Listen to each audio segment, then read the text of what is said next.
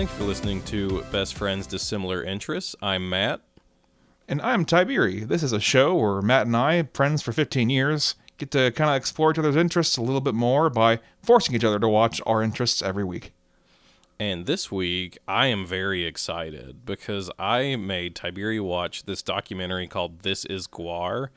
I also sent some supplementary materials, just a few music videos, which we can talk about whenever Tiberi wants. But I think that GWAR is probably going to be the thing that is going to have the strongest reaction from you, or I expect will have the strongest reaction from you. You will either love it or hate it, whereas a lot of the stuff I've given you have been like, oh, okay, I could see him maybe being indifferent. That's not how I feel about this, so I'm excited to see where you landed. So you have told me legends of this band for the 15 years I've known you. I've always heard about GWAR. I've always heard about Odorous Orungus. I've always heard about all the crazy antics that go into it. And so, as you said, this was wild. I mean, I had no expectations as far as like the content of this was going to really be, other than the tangential information you've given me. So this documentary really kind of covers the history of the band. The documentary being called, like Matt said, This Is GWAR. It is some of this shit is the offensive as hell. Some of it's hilarious. Some of it is just like, where the actual fuck did they get the idea to do this? And who the actual fuck actually committed to it? It is, we'll get into it. But yeah, as you said, honestly, this is a band, I'm going to say it now. This is a band I have an immense amount of respect for having the guts to do what they're doing, but it's hard for me to understand, like, put it this way, it's just like, I don't know if I could handle being in the front row of the show, you know what I mean? Yeah, no, that's fair. I even know people that, like GWAR. There's even a guy in the documentary who's like, yeah, I love GWAR. There's no way I'm going to one of their shows. And like, I don't, in one way I get it, but I'm also like, well, how are you that into GWAR if you're not willing to go because like, that's just what it is. That's such a big part of it for me, you know? Oh, and honestly, yeah, I agree. And and that's what I'm saying is with that stipulation, I don't know that I can fully commit and say, yeah, I'd be a fan of GWAR, but I also am just like, man, you guys fucking rock. Keep doing this shit. Like, this is something to be like, in a very large way, proud of, because it's like they have put their hearts and souls into this, and as silly and like dumb as it looks from from an objective standpoint, if you just like relax and just enjoy it, it's like, man, this is such a fun world they've made. You know what I mean? Yeah, and kind of going off of that, one thing that I wanted to talk about, because the documentary gets into, it's about the actual history of GWAR, the real people that made the band. There's a really fun fake history of GWAR that is like their lore, and I kind of wanted to tell you about that. Okay. So again, for those who I haven't explained yet, but for those who aren't listening, who haven't seen this, GWAR is a band of, correct me if I'm wrong, intergalactic space aliens who have come to Earth to either conquer or destroy it. Yeah, so that's partially correct. I can get into their backstory now. It is kind of hard to piece together a backstory because there's not one source where you can go and like, this is the Bible of GWAR. And like, it's spread across albums, it's spread across comic books, it's spread across movies, and I mean concerts, just plot lines of their shows, just one-off shit that they said in interviews because they're just making it up as they went, and then they're like, okay, that's funny, that's part of it now. Yeah, and again, from what I just said, that probably doesn't give a comprehensive view. I mean, these are obviously, just all these people play these characters, and different people come in and out of these roles as these like alien characters, and these live shows are just full of just blood and props and just nonsense, and all the time they're performing and singing and playing guitar, and it's they're playing metal and like hard punk music, and it's like, it is just, how do I put it? it is intense, but it is meant to be intense, and it is incredibly self-aware. It is intentionally over the top and silly as it is. Like, I mean, you've always told me they're a joke band. Is that still accurate? Would you say? I mean, yeah, that's hard to, because when I think of joke bands, I think of something that is very committed to just one kind of joke. Does that make sense? Like, there's a joke band I'm thinking of called Oakley Dokley, where they all dress as Ned Flanders, and all their lyrics are Ned Flanders quotes. So, like, to me, that's fully a joke band. I think GWAR is a joke band in that it's not meant to be taken seriously, but there's just so much shit around it that it's hard to just be like, oh, yeah, they're just a joke band. You know what I mean? I see. I see. Where it's like they've got a shtick, but then you look at Sleepy Pete Martini, and you're just like, well, come the fuck on. Like, they know what they're doing.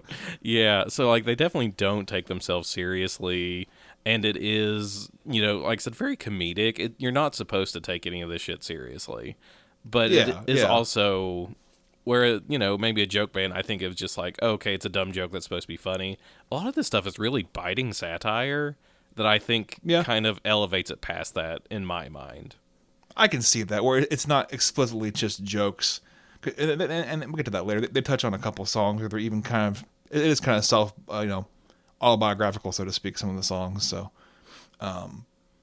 but okay, cool. It gives me a little more background. So I guess, did you want to get into that lore now, or do you want to just dive right into the documentary and kind of go over their history, or what do you want to review for this week?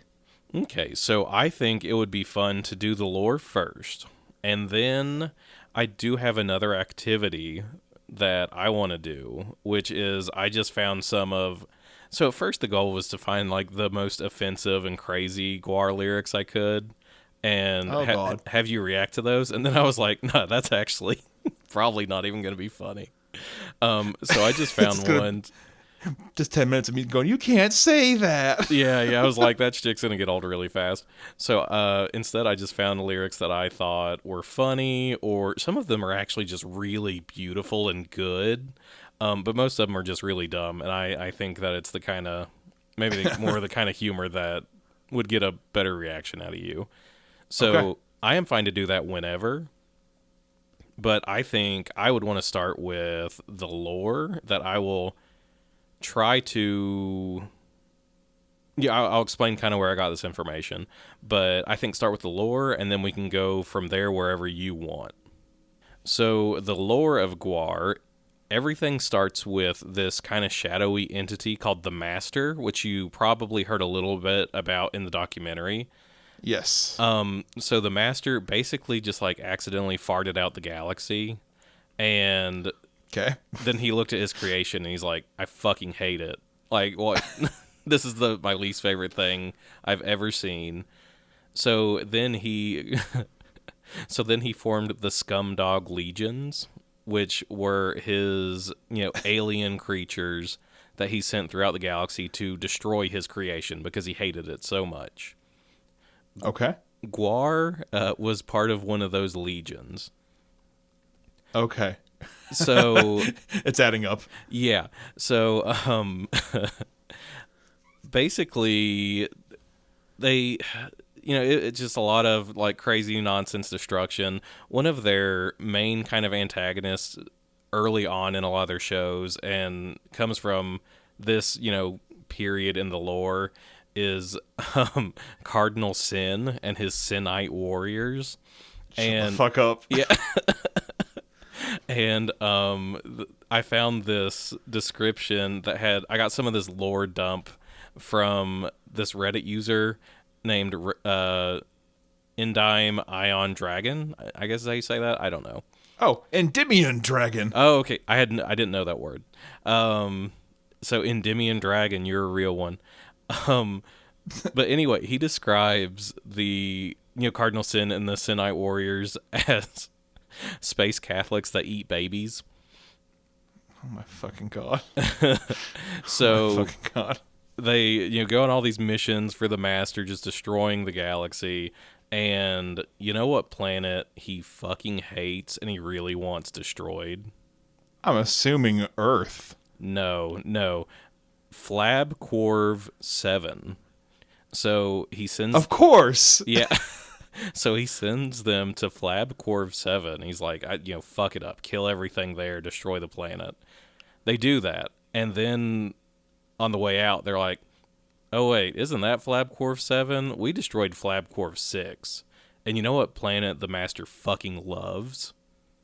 Flab Corv 6? Hell yeah. So he's just so mad at GWAR. He's like, y'all have done it now. You fucked up.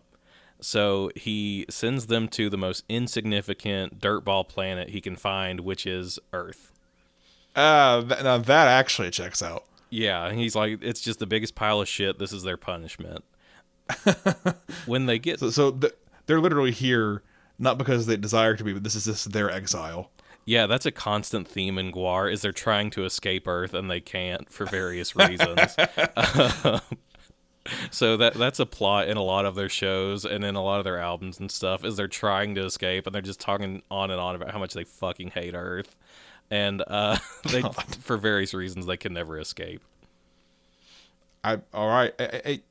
And again, to kind of paint a picture for the audience, if they haven't seen the visuals, like they're all like these alien men and women wearing like intense face makeup or intense like masks and prosthetics, giant spikes on their shoulders, and or underwear and or boots. It's just, imagine the most like insane like prop armor you can think of. It's just like metal as hell, and they've done it, and it's just like they go 100%, like 100 or nothing. They don't go. It's all out or nothing at all, and it is just insane the amount of like props and prosthetics these guys are wearing in costume on stage.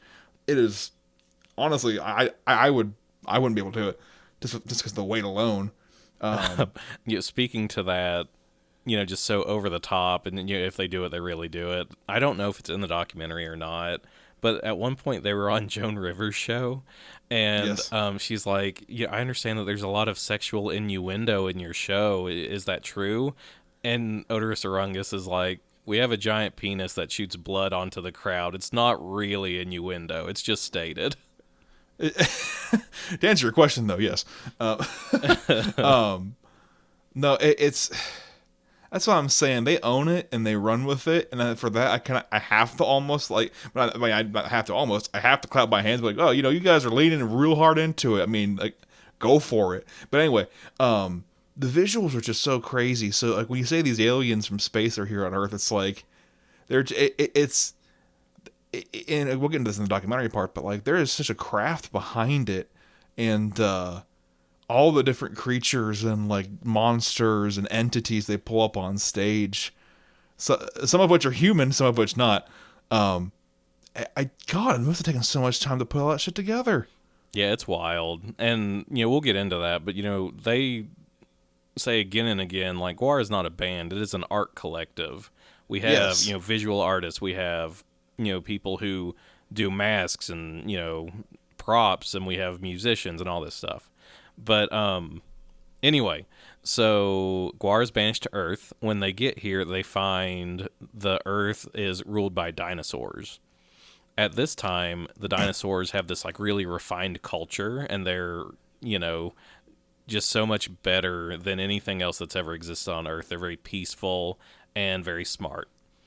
They are then influenced by GWAR to become the bloodthirsty monsters that we now think of when we think of dinosaurs. So we had an elitist, like high level thinking dinosaur society, and then GWAR fucked it up. Yeah, GWAR ruined it through their influence. They turned them into bloodthirsty monsters. So those sons of bitches. GWAR then kills all the dinosaurs. Beefcake. Oh, GWAR did it. Yeah. So, that asteroid's been taking credit for too goddamn long. It was GWAR. But anyway, at which point Beefcake the Mighty strings their intestines across the Grand Canyon and plucks them, creating the very idea of music. So they did invent music. They invented music. Shut the fuck up. So, from this point... mammals rise, and the, Just passive. Mammals rise yeah, from this, of course. um, so there are apes, and the members of GWAR are like, we should probably fuck those apes. And that's where humans come from, is the mating of GWAR with our ape ancestors. They I'm not even going to comment on that one. they instantly hate their creation. They hate humans, but they are pacified when humans invent alcohol. So they are pretty calm. They're pretty chill for a while because they're drunk, and they call it like this golden age of debauchery where everybody's just drunk and doing all this crazy shit. They party so hard that they sink the capital of humanity, which is Atlantis. They sink it into the ocean. Okay, yeah, we have them to blame for that as well. Okay. Yep. At this point, a being that the master had sent to keep an eye on GWAR, make sure that they didn't get too rowdy, named Scrota Moon sees all this, and Scrota Moon's like, fuck this, I'm tired of GWAR shit. So they freeze them in Antarctica, where they, lie dormant for millions or thousands or however many years. Okay. She's fucking. I like you're just glossing over the name. That's fine. Yep, Scrota Moon. Damn it. At this point, okay, they're frozen for eons. Then, because of hair metal, there's all this hairspray in the air, and it creates a hole in the ozone. Shut the fuck up. Shut the fuck up. The sun shines down and thaws them from their frozen slumber. And right as they're waking up, this little guy known as Sleazy P. Martini is trying to escape the U.S. government. They have F-16s on him on his private jet because he has sold so much crack that they're like, we got to bring him down. And they shoot him down. He crash lands in Antarctica and meets GWAR, and they're instantly like, oh, okay, well, we got to kill this guy. And he's like, but have you tried crack? He gets them addicted to crack. And that's why in the interviews on Fox News, Odorous Arungus is just like, I love that this place has crack. Yeah, and it's like that's a running joke, is that the way that he's able to control them and exploit them is because they're just addicted to crack, and he's the only person that can supply the sheer quantity that they need. Oh my fucking god. I can't. And that's kind of where the story of GWAR picks up, as far as the albums. So that's like the backstory, and then we get into the actual stories of the albums that progress and all of that stuff. So that's basically the like backstory lore, and there's a lot more stuff about this character comes from this planet and all this stuff. And like I said, they kind of just make it up as they go, and it's just whatever they think is funny and shit like that. They just throw it in there. But that is basically the lore of GWAR. So you're telling me this is like an extended universe of GWAR planets and fucking beings and races and like all this shit. Yeah, exactly. I saw none of that. Yeah, it doesn't get into that, and that's one thing that I wish that it had gotten into more, is just like all the insane bullshit that they've made up. Like, all the albums have their own stories, and some of them are, album to album, sometimes they're very loose, and sometimes it's basically a rock opera. And we can talk about my favorite like GWAR album stories, because they can be pretty funny too. But and some of those also just deal with this is how their backstory was established. Gotcha. Yeah, I fucking that synopsis there. If I saw that in a fucking book, I'd pick it up immediately and take it home and read it. Like just sold right there. But well, all right. Now that I've got the fucking background, a lot of this shit starts to kind of piece itself together from what I saw today. But I guess without further ado, would you like to get into the documentary and kind of get more into the human side of GWAR? Yeah, let's dive right in. You can just dive in wherever you see fit. I know that with documentaries, it's a little bit more difficult to lay out the timeline, but we'll see how it goes. I will try to just kind of follow along the narrative that it presented to me. And we can just stop along the way and discuss any points that may be relevant, or you may be able to explain what the fuck they're talking about. Because there's some shit, and you warned me about this, there's some shit where I'm just like, man, they'll just be talking about, oh yeah, talking about how the band formed and what kind of music they're playing, and then they'll cut to like a fucking advertisement, and I'm like, what the fuck was that about? Wait, rewind, and it's just the most random shit. That's one of my favorite things about the documentary is how it shows you the craziest shit you've ever seen with zero context. My favorite is when it just shows Odorous dunking on Jesus and it tells you nothing about what is happening. Yeah, we'll get to that. That's gonna be an interesting conversation because I need to know some backstory. Okay, so I guess this is GWAR. So it starts pretty abruptly here. We open up and we just see this guy working on some air canisters. He's just talking. He's like, "Yeah, these are the canisters. These are what we do to we put the dye in. We put all this stuff in." And he's like, "Well, it's the fake blood, and every year it just keeps getting bigger and bigger. We gotta find more ways to spew blood." And very quickly, it lets you know one of the biggest parts of a GWAR show is when they're live in their costumes on stage, singing and playing music.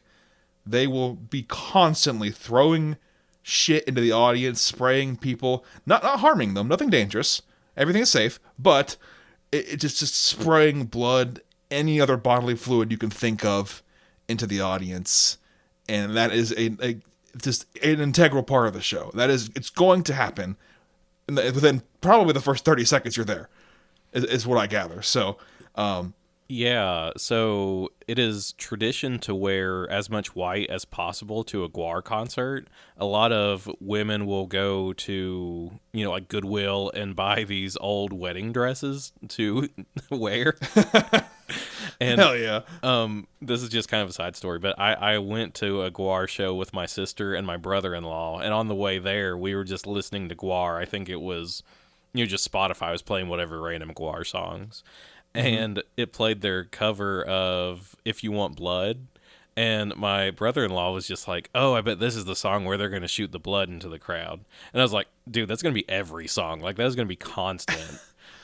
Yeah, and it's not just blood. We'll get to that. Oh boy, there's one appendage in particular we need to talk about. Jesus Christ, I was not expecting that. I don't know why I wasn't expecting it, but I will explain. So yeah, it establishes that pretty quickly. And I do love the way that this opens. It just cuts right ahead to like a big montage of just the fucking chaos of these shows from various live shows, and then like they're like quote unquote beheading some of the people on stage, blah blah blah. It's all of his props, but it's like so like clearly there's a lot of choreography with it, and then it just cuts to. I didn't know at the time, but I knew from the legends you told me. It cuts to this guy. He's wearing a purple vest, kind of robe suit kind of deal. He's got this giant hairdo of like this. I'm assuming like fucking sprayed and plastered paper mache, and it's just like a giant pompadour, bigger than you could ever think it'd be possible. And he's sitting there cheesing, smoking a cigarette, and he goes, "This is GWAR," and I'm like, okay, that's Sleazy Pete Martini. It has to be because I've heard the legends. And man, that's like if Joey Wheeler from Yu-Gi-Oh went down a bad path. That's what he is. He's Joey Wheeler from the worst timeline, which in all fairness, we probably are living in the worst timeline, so that's why we get Sleazy P Martini. Yeah, so already I'm like, okay, already a lot to look at, and I'm just like, okay, so where are we starting in this? And so the documentary very quickly goes and centers on Richmond in the 1980s. It comments how it's kind of this kind of rough area if you're a young person, especially in the punk scene. It says it's very conservative, so there's a lot of like kind of punk scenes typically a lot of the times are very leftist. So there's kind of some conflict there. So it talks about how there's a kind of a punk scene growing in Richmond, and there's this place called the Dairy, which is an old like milk bottling plant that was going to be gutted out and like ripped up. And so because it's kind of this ongoing project of renovation and rebuild, they offer, these kind of space leases, like storage leases to all these students and artists and musicians in the area. And so they just kind of fucking live there because they have the space to themselves. So they're not supposed to live there, but they do. And so you have all these just artists and musicians just living in this empty ass warehouse, just fucking like, squatting essentially. And That's just how they live. So within that scene, I guess we meet the first member of GWAR for this documentary. His name's Hunter Jackson. He is a kind of a prop designer. And such an artist. He wants to have a bunch of. He's doing a bunch of props for a sci-fi movie. He's a big comic book nerd, big animation nerd. He comments that, he really wants to succeed in those things. Yeah, it's his big dream, his big goal is to kind of put together a sci-fi movie with those things in mind. He's a commercial arts major or has some classes around that. And his first comment is, obviously the shit I do that's kind of like, punk art or like comic book art and sci-fi shit. These commercial arts, teachers, they don't want to see my shit. They don't want to see my, non-conventional stuff, which, hey, that sucks. You should be able to do whatever kind of art you want. Just want to make that clear. But, so yeah, he kind of moves into this, I think it's called the dairy, right? So he moves into the dairy, and he starts meeting a couple of other people, and they kind of start grouping around him, and he kind of mentions that, the overall opinion of the public when they kind of see what he's working on, these crazy sci-fi props, is like, this shit is stupid. Like, you shouldn't be doing this. That's kind of the feedback he's getting. So it's kind of like discouraging, but he's like, fuck it, I want to do it. Yeah, and I think that speaks to maybe why they chose to go down the path they did, is kind of, almost outsider artists in a way, because a lot of them are classically trained and stuff, and that they went to art school, but they were really rejected by their peers and by their teachers. Yeah. Which I think is interesting, that they're like, oh, okay, well, we're just gonna make our own little art collective, and y'all can fuck off. Yeah, and they're kind of, there's even a comment who's like, yeah, you like Godzilla, you like Kiss, yeah, fuck that, that shit's stupid. And I'm just like, man, that's yeah, which again, like, America, public stigma and all that, but like, you got people who think that like, fucking, AC/DC is wild. I'm like, those guys can get pretty crazy, but not like GWAR. You don't go to an AC/DC concert and see this shit. Moving on from there, so Hunter tries to kind of get into his movie. He wants to use a punk rock soundtrack. So there's a local band named Death Piggy, which, again, very punk band name. And Death Piggy is led by Dave Brockie. Dave Brockie's this really like a young charismatic guy, leader of this punk band, and he's all Dave wants to do is just make crazy punk music. He just wants to jump around. He wants to be in a character. He wants to fucking like. It cuts the pictures of him just like humping the stage and just like flailing around and like imitating seizures and shit. I'm just like, what the? It's and not my scene, but for a lot of punk groups, the performance art of that, it's kind of gets people really interested, gets people really riled up. Again, not for me, but hey, whatever. Yeah. So and that's something that when Hunter reached out to Dave, they kind of really bonded over that what we just said. They both believe that art is what you make it, and you don't need to conform to the contemporary, modern art of slap some paint on a canvas in a different color, and it's like, ooh, $10 million art, ooh, it's so fancy. No. And I think we can all agree that, art is subjective. You should be able to do what you want and express yourself how you feel fit, as long as you're not hurting anybody else, or anything else. So, it's a positive thing that they both, aligned with, and so they really bonded over that at first. But it kind of cements them, and correct me if I'm wrong, it's the first two to kind of get working on this project. Am I correct? Yeah, I would say that. And one thing that they do touch on a lot, and I made a note because Hunter Jackson pretty early in the movie is just like, oh yeah, this was my science fiction movie. And so that, I think that was always there, that friction. But it started out, these props were for his science fiction movie. He is next to the studio space for Death Piggy, and he's like, oh, okay, yeah, these guys can be the like intergalactic warriors that form a rock band in my movie. And that's kind of where it started, was that sci-fi movie that he was making. Yeah, and I remember like he actually asks them, and then Dave gets an idea, because Dave's a big idea, high concept guy. And Dave's like, oh, what we could do? We could actually even do that for your movie, and at the same time open up for our own selves as Death Piggy, open up for Death Piggy as an imaginary band of barbarians. And They were like, well, just call it GWAR. And so that's where the name came from. And so pretty quickly, they start opening for themselves as GWAR, or GWAR, which is what I'm assuming it gets shorthanded to. And it's pretty well liked. Yeah, it's I mean, if you go It's definitely awkward at first, they said. yeah, but I mean, if you go to any show and you just see somebody doing something really weird like that, at the very least, you're gonna be like, "Oh, that was cool." You know what I mean? Or, So, and you'll remember it. yeah, So yeah, so I guess the points kind of get talking, and people kind of start really kind of getting some traction around them. And so the two of them, Dave's really charismatic, and Hunter's really good at making props. And so a lot of the people in the dairy and a lot of people in the arts community start coming to the pair of them and working with them. And this project for GWAR just kind of starts taking off.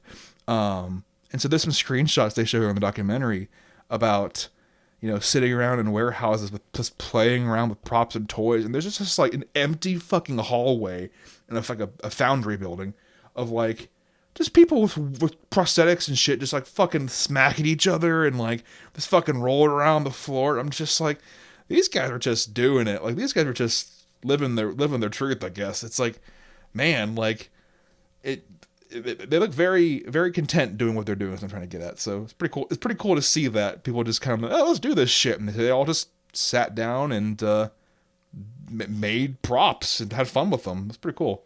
yeah, and that's one thing that they talk about is how they kind of had this rule where no one said no. So if somebody came and was just like, "Hey, I'm gonna make a prop, and this is my idea for a character," there's like, oh, "Okay, yeah, that's GWAR."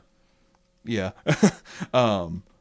So that kind of escalates, and so they finally land this big Halloween show, and they show it in the documentary. There's a giant dinosaur fighting a robot that's actually fully fleshed out on stage with joints and all. There's a jet engine on a zip line that comes and falls on people and quote unquote kills them on stage. And I'm just sitting here like, well, shit, if there were people at my college doing this shit, I think it would be the talk of the fucking town. Like, everyone would be freaking out about this. And it'd be so much talk about this especially at college. Yeah, so they're really taking off at this point. And I think this is kind of the first instance where, they kind of start splitting ways a little bit. They said up until that point, Hunter had been kind of financing the whole gig because of his prison guard situation. He was a prison guard, and so his salary, I guess, was helping provide material for that group, for GWAR to actually start making things, putting them together. But for whatever reason, Hunter decided to move on. He decided to kind of just split ways and go do a different part of the country. And everyone just, it was kind of they had a lot of momentum, and then kind of people just kind of had, life stuff happen. And then I think it was Don Drakulich took over the art department. Yeah, so God, like I said, I'm so bad with their real names because I'm like, oh, you mean Sleazy P. Martini? But yeah, so yeah, it's him. Yeah, so I knew that much. Yeah. So the guy who would later play, because he did play Techno Destructo for a little bit, but then he then kind of turns into Sleazy Pete Martini as his character. Gotcha. Yeah, and so there's a note here too. So after Hunter leaves and Don kind of takes over for the props, Dom was super excited to try new technology. And so one of their biggest focuses were to continue on the opening of the movie, where they're like, how else can we get blood further back in the crowd? Because he's like, I started off with a water bottle. That worked pretty okay. I could hit the front row with that. Then he's like, what if we went around and stole the fire extinguishers and filled them with water and dye? And it's like, no, what are you doing? That is a crazy thing to do, is to be like, I'm going to steal all the fire extinguishers from my school. It's like, dog, what if a fire breaks out? How many people have you killed for GWAR? Yeah, to those listening, don't do that. But, yeah, so it's already like, and I think a lot of it was, they mentioned at this point, Dave just had such good ideas and like interesting ideas and like such a passion that everyone kind of felt obligated to kind of match his energy levels. And so that's why you have people where they're like, a an idea will show up, and they will all fucking be like, okay, let's make it happen. How can we get blood to the back row from the front of the stage? Is that possible? And they'll sit down and they'll do the fucking science on that shit. And I'm just like, guys, like, holy hell. Fucking jeez. So hey, I mean, can't say they didn't have conviction. I'll say that. So yeah, it goes on to say, like, that becomes such a big thing. Like, it gets so crazy. People expect to see, murders of tyrants, and like there's just nonsense, and like they're taking people on stage and like quote unquote cutting their heads off, and then just blood's everywhere. It's like, what the fuck? And so I guess it's just kind of where they start really looking at the band and trying to get some musical talent, because they have such a vibe going on here, but they really want to start to get into the music side of things. And I think this is where they stole the guy whose nickname was Beefcake from the band called The Guilty. And I believe they just took his name and called him Beefcake the Mighty. Is that right? Yeah. He kind of jokes. He's like, yeah, I'm the only one that didn't have to come up with a stupid name because I already had one. But yeah, so his name is Mike Bishop. He was the original Beefcake the Mighty. He is in the band now, and his character is Blothar the Berserker. Okay, yeah, okay, I remember that. But we'll come back around to him. But for a good while, he is here as Beefcake. So at this point, we're kind of introduced to our alien lineup in the 1988 GWAR album. Is it called Hello? Is that the album name? Yeah, Hello. Which is just a funny starting title. So we have the main five I'm seeing are Ballsack, the Jaws of Death. That's my favorite one. I mean, immediately my favorite as well. We have Flatus Maximus, Odorous Orungus, Beefcake the Mighty, and we didn't touch on this one much, Nipplus Erecticus. Yeah, Nipplius Erectus. Oh, Nipplius, excuse me. So, and I think at this point in the documentary, the band even says themselves, like, we're not that good of a band. They were like, we are really a punk band trying to play metal, and we don't know shit about metal. And then a lot of them kind of even mentioned, like, yeah, this was kind of, to me at the time, a stepping stone. And I think it's the drummer even says, well, it was a stepping stone, but I'm still in the band 30 years later, so what does that say? And he's just kind of laughing about that. So it's interesting how that pans out sometimes. We think it's always just going to be a stepping stone, and you never know. So so then we meet, let's see, Slymestra Hyman. Yeah. Jesus. So Slymestra, so she's the only long-time female member of the band, I think. I think there's another lady who was here very shortly, I think, for this point. I think until she and Dave broke up, if I'm not mistaken. Yeah, which, I mean, that's something we can probably talk about, is... And there is another female member that comes after Slymestra, who she actually appears in the movie or in the documentary briefly. Her stage name was Vulvatron. God damn it! But yeah, that is one thing that it touches on, but it also kind of doesn't dig that deep into, is maybe Dave's like treatment of women. You know what I mean? Like, yeah, it does, and it's something too. I really. I appreciate what Slymestra says, because she's like, the reason I made that character is I want to give her personality. And she's like, what can I do in this crazy group of men in this crazy alien man band to really fuck with the men in the crowd? And she was like, men, wrongfully so, are incredibly insecure about menstruation, aren't they? And then it just hard cuts to her, like... on stage, like hiking her leg up and just shooting blood out of her crotch all over the band or all over the audience. And I'm like, damn, they once again, when they have an idea, they just do it. Which, hey, men, stop being toxic. That shit ain't weird. It's fine. And but yeah, it's really, I appreciate that.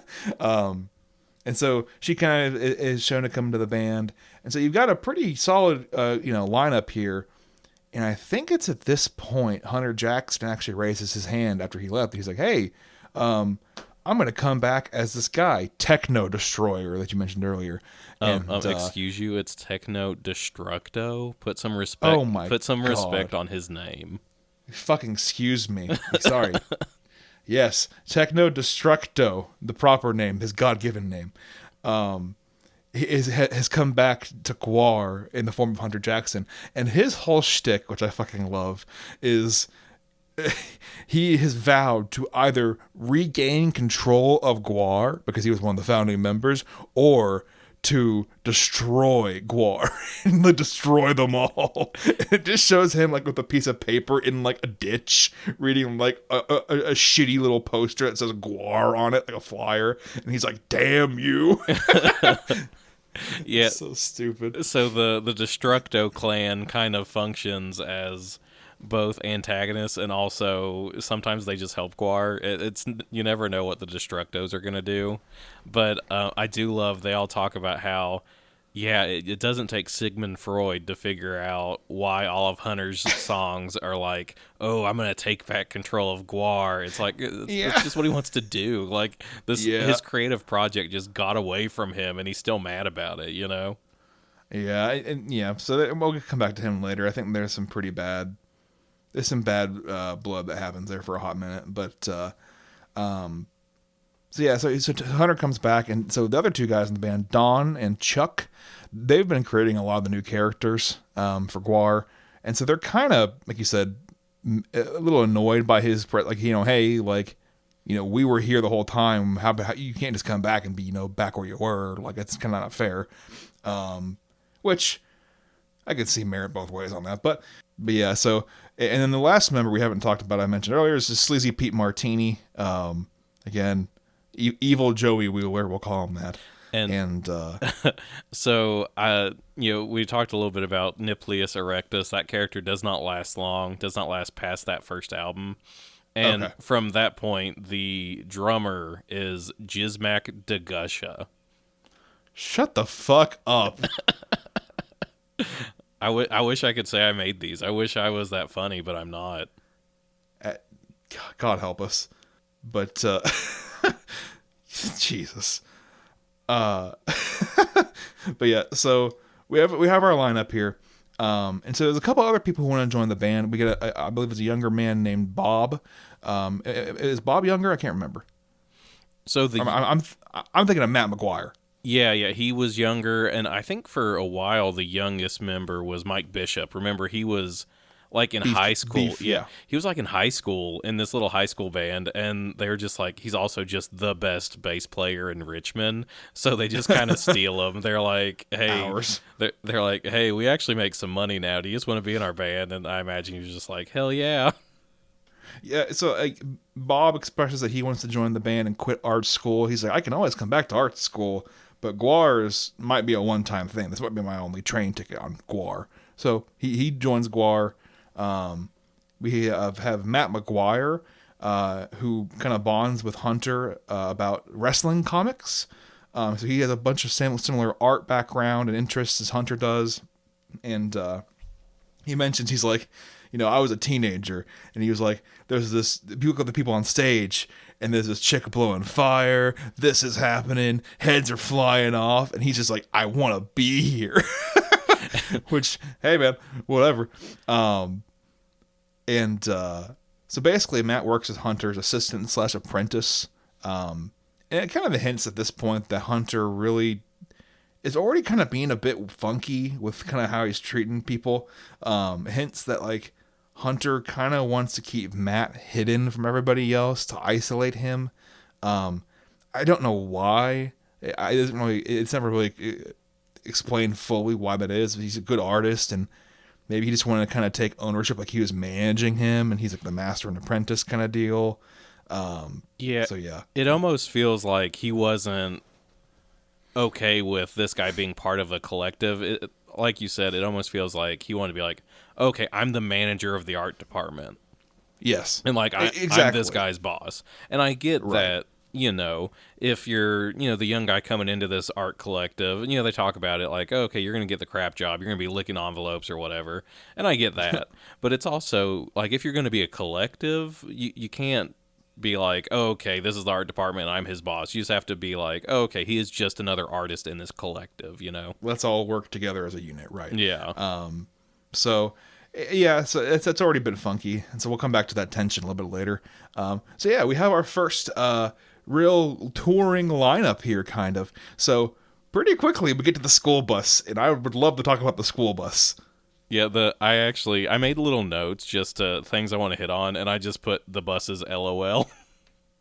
That's literally almost exactly what I have. So first things first, item number one. So they are touring in these old ass school buses, I guess because they're cheap, they're not commissioned anymore. They ripped the seats out of them, and there's like, I guess there's 6 people, 6 players in this fucking tour, plus everybody else, in this fucking school bus with plywood loft.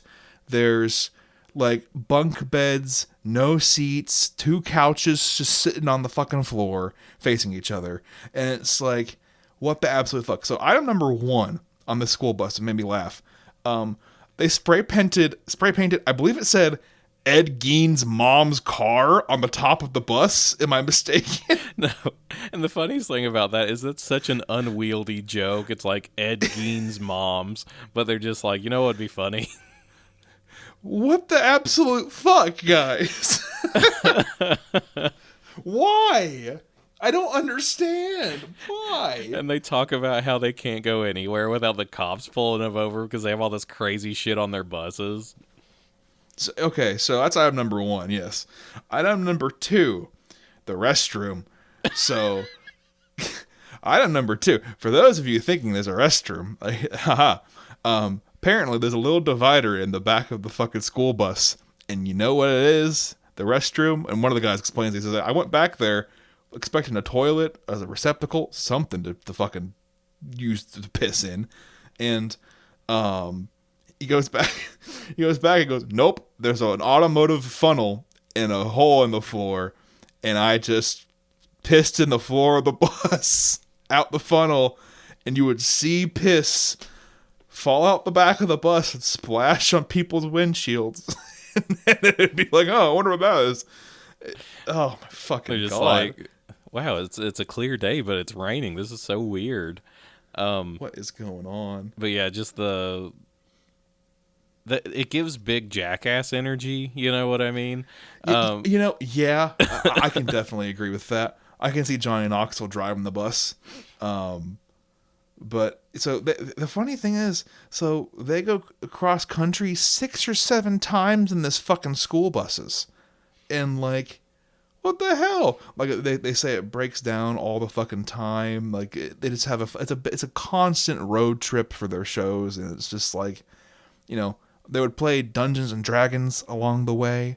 And it has a really like little kind of wholesome segment here where there's just all these people in this school bus just kind of enjoying their time and just laughing and really just bonding and having such good memories. One guy has a really cool thing he says where he's like, it sounds fucking stupid when you say it, but when you're sitting on a bed of plywood, looking out a 360-degree panoramic view in a school bus windows because there's no seats, he's like, you can look at the whole country around you. It's the best way to do it. And I'm just like, I mean, hey man, life's what you make of it. I definitely get that. I can't imagine anything more fun in this world than traveling cross country with all your friends and every night putting on stupid costumes and shooting blood at people. Like that had to be so fun. You know what I mean? It's wild when you think about like what they act like when you truly put on the paper what they've done. It's like, wait, what? How did they do any of that? So, and they were all very passionate. Like you said, the whole time they're really getting into it. They're really planning on their next shows. They're just kind of bonding. They say Dave is kind of like this really big charismatic storyteller. He'd read them comics every night, and they're all like, holy shit, why are we so invested in, like, I don't know, Iron Man? Like, who gives a fuck? Yeah, so it's just pretty cool to see that. Very human kind of interactions there. They're all just kind of hanging out, like laughing on video, and it's fun. So they're really gaining popularity. They're doing better. They have some real not real musicians, but they have some musicians they feel are doing really well. And So they're getting recognized, and so there's a point where they're at a show, and Hunter says that it's really funny. They're like, "Look over here, we got a bucket of bottles of water, and look over here, we got a bucket of beers, and look over here, we got a bucket of soda." And Hunter says, "Are we big time, big pimp, cool rock stars now, or what?" And I'm just like, hey man, three buckets of liquid, it's pretty great. It's like they spent less than $100 on this, and they're just so impressed. They're like, oh my god, we're rock stars, and it's like, man, that I'm looking at cumulatively maybe $46. Yeah, exactly. He's like, hell yeah, we're billionaires, boys. Elon Musk can't get this shit. I'm just like, all right, hey man. I wonder if GWAR has killed Elon Musk. They would have had to at this point. I'm not hard to say. Honestly, you could put any name on stage at the quote unquote killings, and I'd be like, what the fuck are you even talking about? But I could see any name there for any reason. So. Yeah, they've killed every president since Reagan. Oh my fucking god. Which I'm really happy that's the cutoff, because there's very few things GWAR could do that would upset or offend me, but if they killed Jimmy Carter, I would be like, you know what, you went too far. Jimmy is too pure for this bullshit. My boy Jimmy, R.I.P. Jimmy. Is he dead? No, he's still alive. Oh shit! What if you just killed him? What now? What if you just killed him? What if that R.I.P. Jimmy was the final straw and he's dead? Don't you put that evil on me, Ricky Bobby. I'm so sorry. Don't you put that fucking evil on me. Anyway, so yeah, so they're doing really well. Again, they do feel like, they are doing much better musically, but they're also like, but we can't take ourselves too seriously still, because look what we're doing. Look at the jokes we're doing. Like, we have to still focus on that. And actually, because Weird Al is here in the documentary, for fucking, by some grace of God, Weird Al comments, he's like, yeah, like, the comedy is really important. That's why they would do it so well, is the comedy sells it and mates together perfectly with what they're doing. Because if it was comedy that didn't work, nobody would enjoy it. You know what I mean? If the comedy was bad, like, there would still be people who enjoy the music, but like, when you pair those, it makes it truly unique. Which I think it's a good way to look at it. Yeah, maybe granted he's biased, being Weird Al, just fucking pop culture songs until they're malleable to shit. But yeah, he makes a little comment about that I think is really neat, where he's just like, yeah, they're melding this comedy kind of with heavy metal, and people were like, you can't do that, and he's like, why not? Why does heavy metal have to be self-serious? Why can't it be the stupidest thing?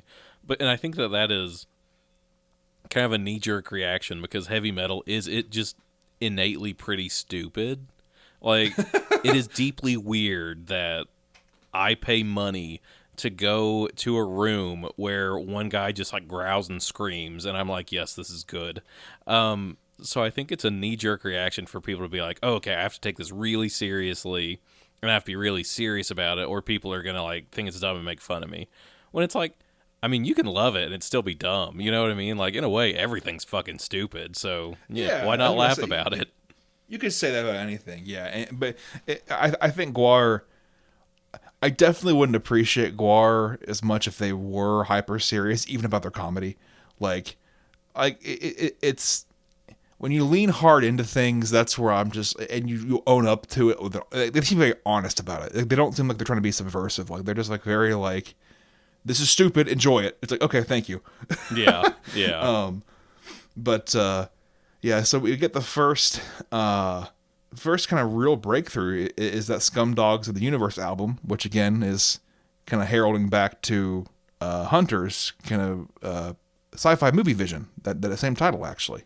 Yeah. So, and that is so. Oh, I'm sorry. I was just say that is still considered by a lot of people kind of their best and biggest album. And even a lot of people in the band are just like, oh yeah, that's the best one we ever did. And I don't know if I agree with that, but it is just an absolute classic. Sure. So, yeah, and it does this thing again where he warned me, documentary just fucking does a hard cut, and we'll come. It circles around back to it, and we might have to cut that part of the episode. We'll see. But so it talks about that album. It was a big breakthrough, and then just for 5 seconds, it cuts to like some of their stunts, and it just shows a nun holding a picture or holding a sign up, and the sign just says, "No dicks allowed," and it just has a crossed out dick on it. And my note here is, what the fuck is this? Why is this on my screen right now? So What is happening? that was probably a member of the morality squad, which I think it probably talks about some in the documentary. They were We'll get back to that. yeah, okay. We're about to get to that. So it's talking about the censorship at this point and how a lot of other bands are being censored. Actually, they Odorous Orungus Dave gets arrested for some stuff that happens on stage. So it cuts to Dee Snider in Congress talking to Al Gore, as you've mentioned to me many times. So that was fun to see. Love Dee Snider. Yeah, that clip always cracks me up. But so it comes back to where the fucking priest is on stage, and I'm gonna mark here. We may have to cut this. I'm not sure if I want to discuss this for people. So they take a cross and they shove it up the priest's ass. This big fucking fake rubber ass. And I went, maybe that's where they went a little too far. Because it's not even just like, ooh, you got me in the butt, and he just kind of walks away. You know, it's like, no, take a look at this. It's like, whoa, guys. Yeah. They made a fucking prosthetic ass and everything. And I'm just like, whoa, whoa, whoa. Yeah, and once again, like, their goal is to be offensive. You know what I mean? So Yeah. I'm not gonna blame anyone for being offended. Yeah, like that's what they were trying to do. So like, this stuff is so, over the top and just like zany that I'm just like, it's just cartoonish. You know what I mean? Oh, for sure. But like, I also, if somebody saw that, and especially without any context, where you think that they're just these people who are really serious and they just hate, this is like a hateful thing that they're doing.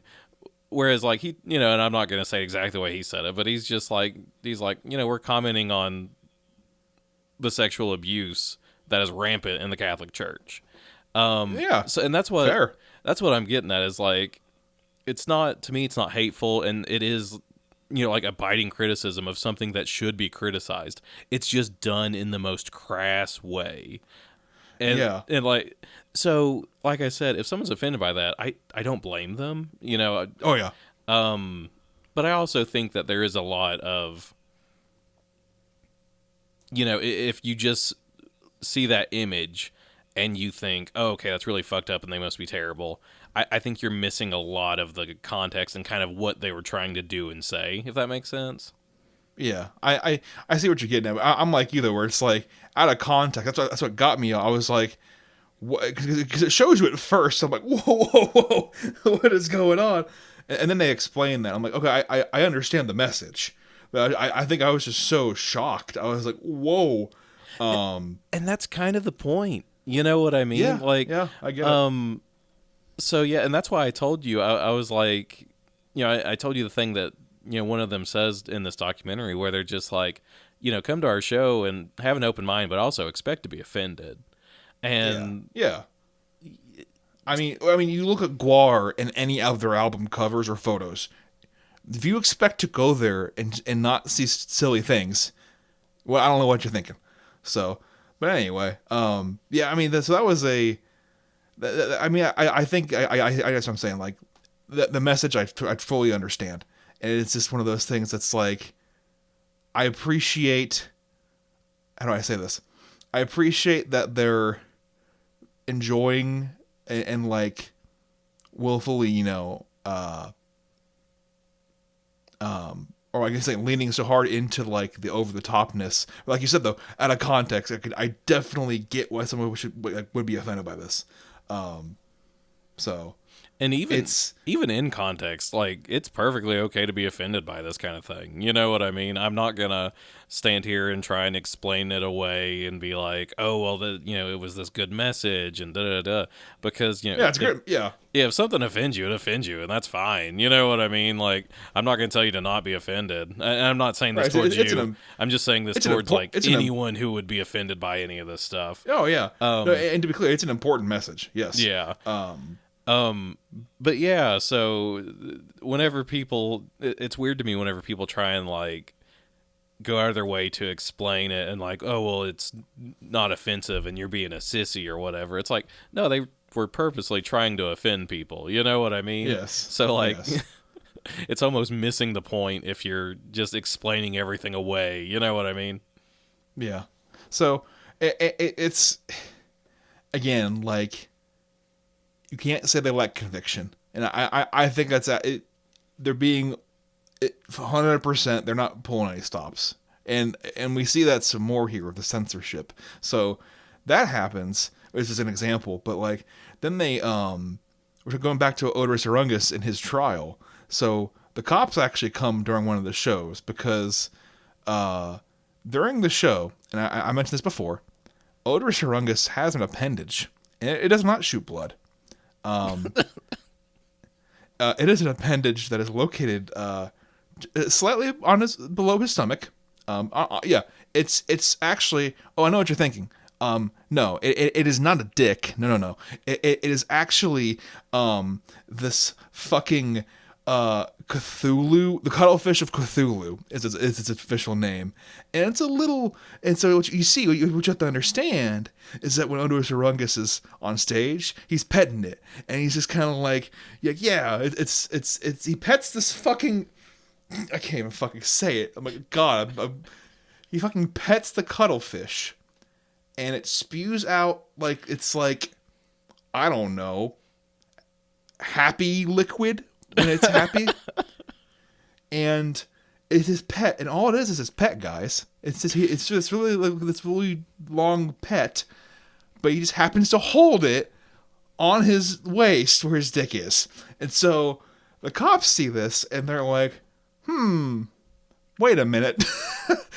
We're gonna get him for this. And so they try to get him on the charges of what is it, just like public imagery of masturbation, which I think it's which like again, obscenity is technically the charge, or like which again, like, okay, yeah. But obviously what they're doing is censorship. It's not, and the show is so over the top. They're just trying to kind of put that back a little bit, but which is censorship, and it's really more of an attack to like the band than it was actually trying to, like, I think, prevent any situation at that moment. But I wasn't there. But there's a big backfire from that, and so Oderus goes to court, and I probably need to re-say all that shit. I just noticed my mic levels were bad. I was looking off this other way. Does that sound okay? it sounded fine on my end. Oh, okay. No, I'll just leave it. Yeah, so the censorship's backfiring a bit. And so, by some grace of God, he goes to court, and the judge's name for the guy from GWAR, and I thought this was a fucking lie when they said it. The judge's name is, of course, Dick Boner. Because why wouldn't it be? And of course, they find him guilty. Like, oh yeah, you did some bad shit in public. People kind of get the bad idea. It's terrible imagery. And then it comes out in the paper. Dave says, as Oderus Urungus, he goes, "Yeah, we're really disappointed by Judge Dick Boner's stiff decision." And and I'm like, all right. That newspaper clipping alone should tell you everything about this band that I have not explained yet. That is the vibe of everything they do. And it is just, yeah. So the cuttlefish of Cthulhu gets confiscated. And so this is where the censorship kind of arguments begin. So there's some interviews, and they ask Oderus, and they're like, and they're in character, mighty. They don't ask them. They're never in interviews as just human beings. They're always in character as their alien personas. And they pull Mike up the odorous and they say, "What do you think of people who say your act is awful and disgusting?" And he just rapid fire response, "I think that's incredibly accurate." Yeah. He just goes, very accurate. Yeah. So just a quick side note of so because of this obscenity charge that stuck in North Carolina, they were, and I think that this was at like the city level. I don't think it was the entirety of North Carolina, but it was the, like let's just say it was Raleigh. I think it was Raleigh, but I could be wrong. GWAR was not allowed to play there. Like they were essentially banned from the city. So you know what they did to get around this? Do not fucking tell me they like made their own city state or something. And No, it wasn't that extreme. But so the story of it is that the human slaves of GWAR stole their instruments and formed their own band called ROG, which, as you will notice, is just GWAR backwards. yep. So whenever they would play that town, they just wouldn't wear the costumes. And they were like, "We are ROG, the slaves of GWAR," and they would just play it as ROG. Oh my fucking god. And apparently that worked. Like sometimes they still play as ROG.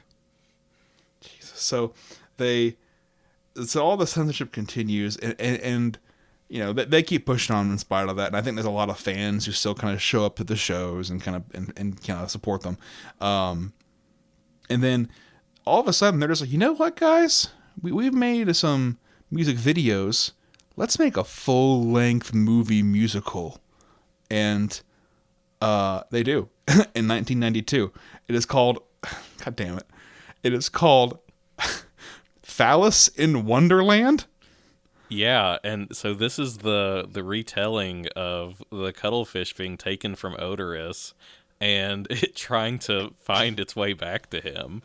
And it doesn't show it in the documentary, but there's this one part in Phallus, like a big portion of the movie of Phallus in Wonderland is they're holding a trial to decide if the cuttlefish of Cthulhu is a penis or not.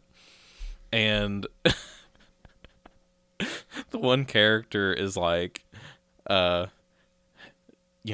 number 1, the state is, putting in as evidence when you show the cuttlefish pornography, and they hold up this like comic book looking art that just says like Donkey Fucker 3000 or something. Oh my fucking god. And they're like, when you show the cuttlefish pornography, it becomes erect. Unlike a cuttlefish, and much like a penis. And then it just zooms in on its stupid face. It's like... Is there a double explicit tag for Spotify this week? Because God, we might need it. So the funny thing is, that movie happens, right? And then it gets nominated for a fucking Grammy. One of my favorite things in the movie is when it just hard cuts from all the nonsense that is Phallus in Wonderland. It like shows them ripping the cuttlefish off of them and just like them crushing somebody's head and just all this crazy shit. And it just hard cuts to the Grammy like logo.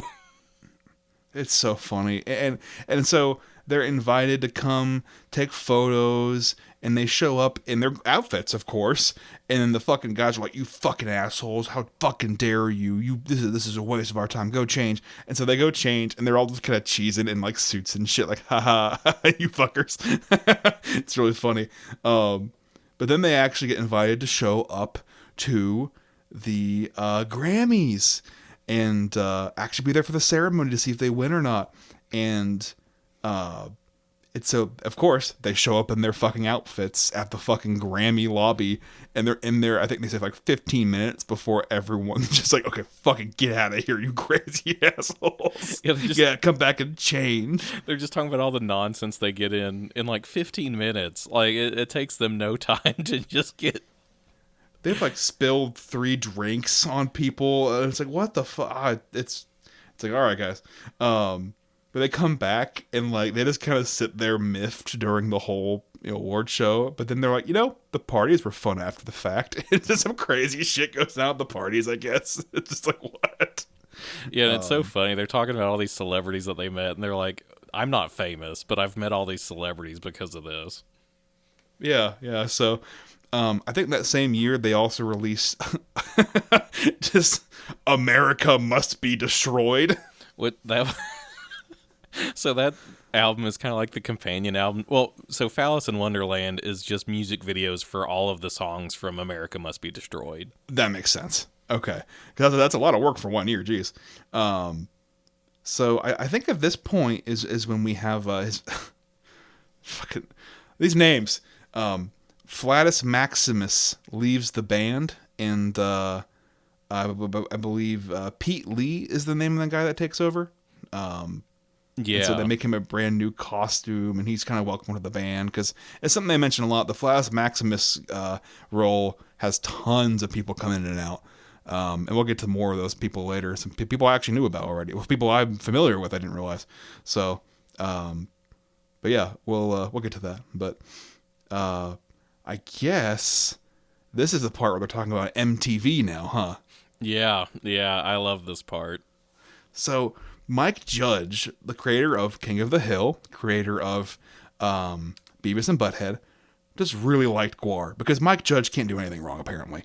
I say that, but then I'm gonna learn he's done some heinous shit. Asterisk, except the heinous shit he said. No, I didn't know about this. We have.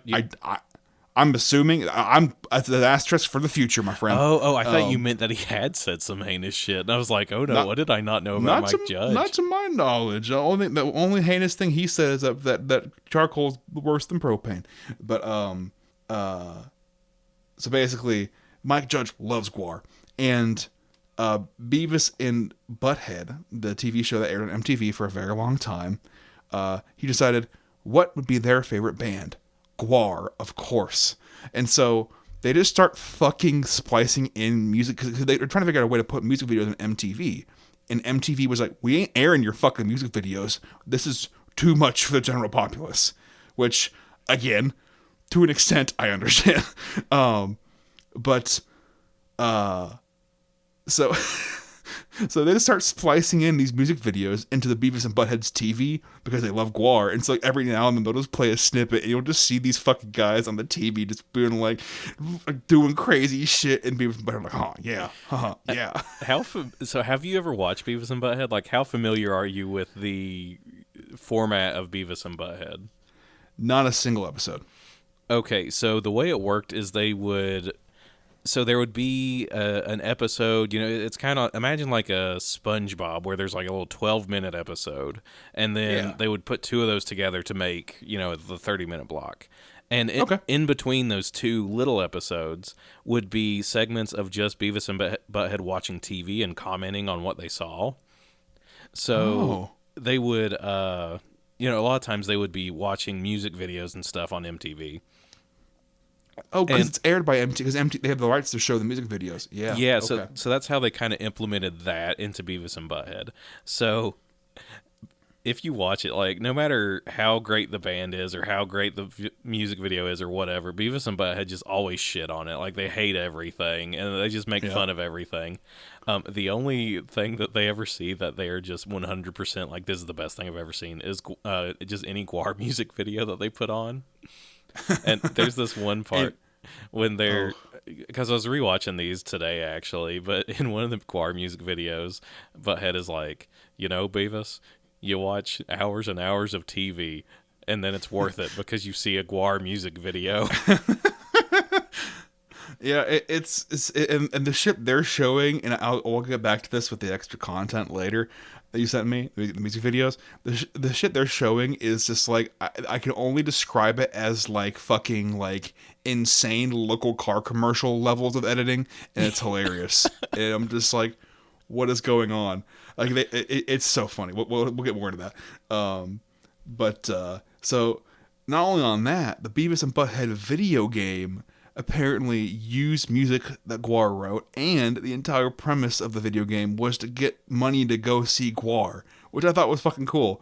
I never knew that. I never played that game, but like I've always heard of people like in that game and have the nostalgia for it. So that's really I didn't realize they had so much like in popular culture, you know, as much as they did.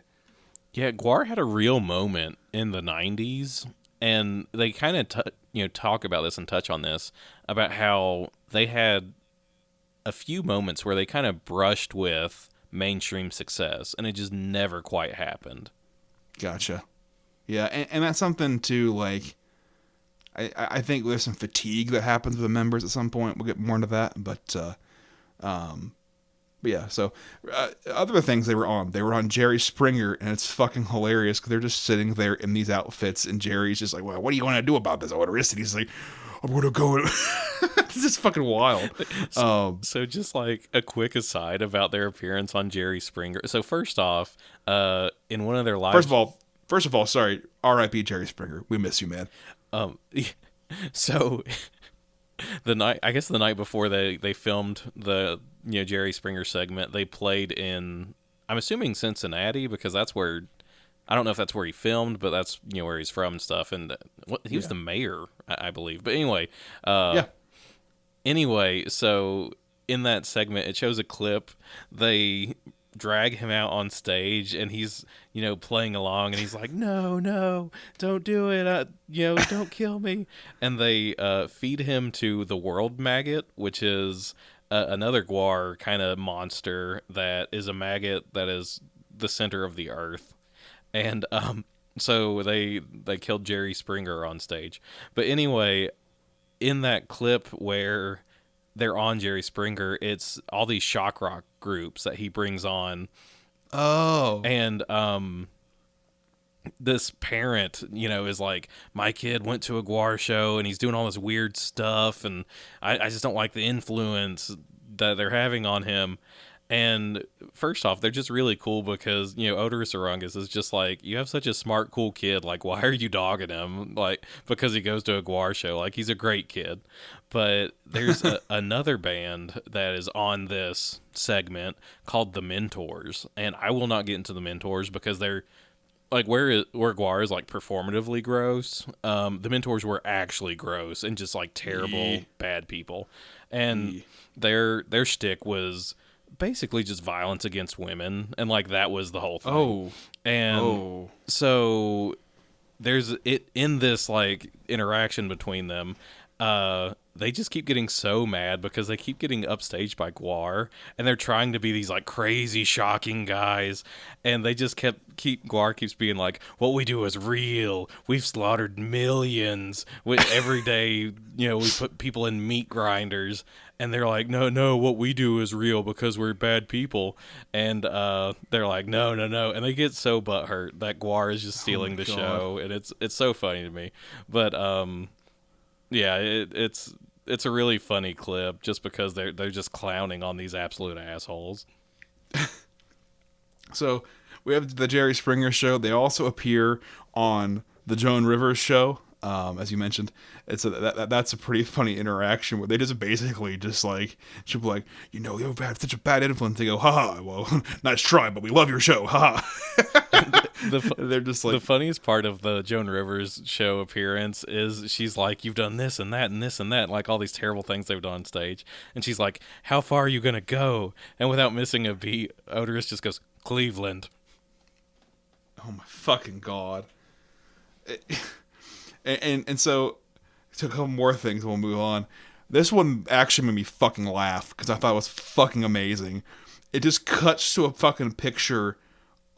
It's just Odorous Orungus in the fucking woods, just for a quarter of a second, and he just says, remember the name for your games, and he punches the fucking screen, and he goes, Circuit City, and just screams it. And it just shows like a strip mall, Circuit City, and I'm just like, what is this? What? I don't even know if that was a real ad. Like,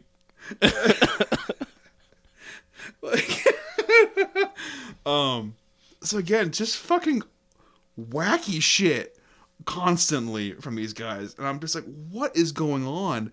I guess I can't tell if that's real or if that's something they did for themselves because Circuit City. I don't know, but uh, so they have Empire Records where there's a scene with GWAR in it. Apparently, that was a big cult classic that got people into it.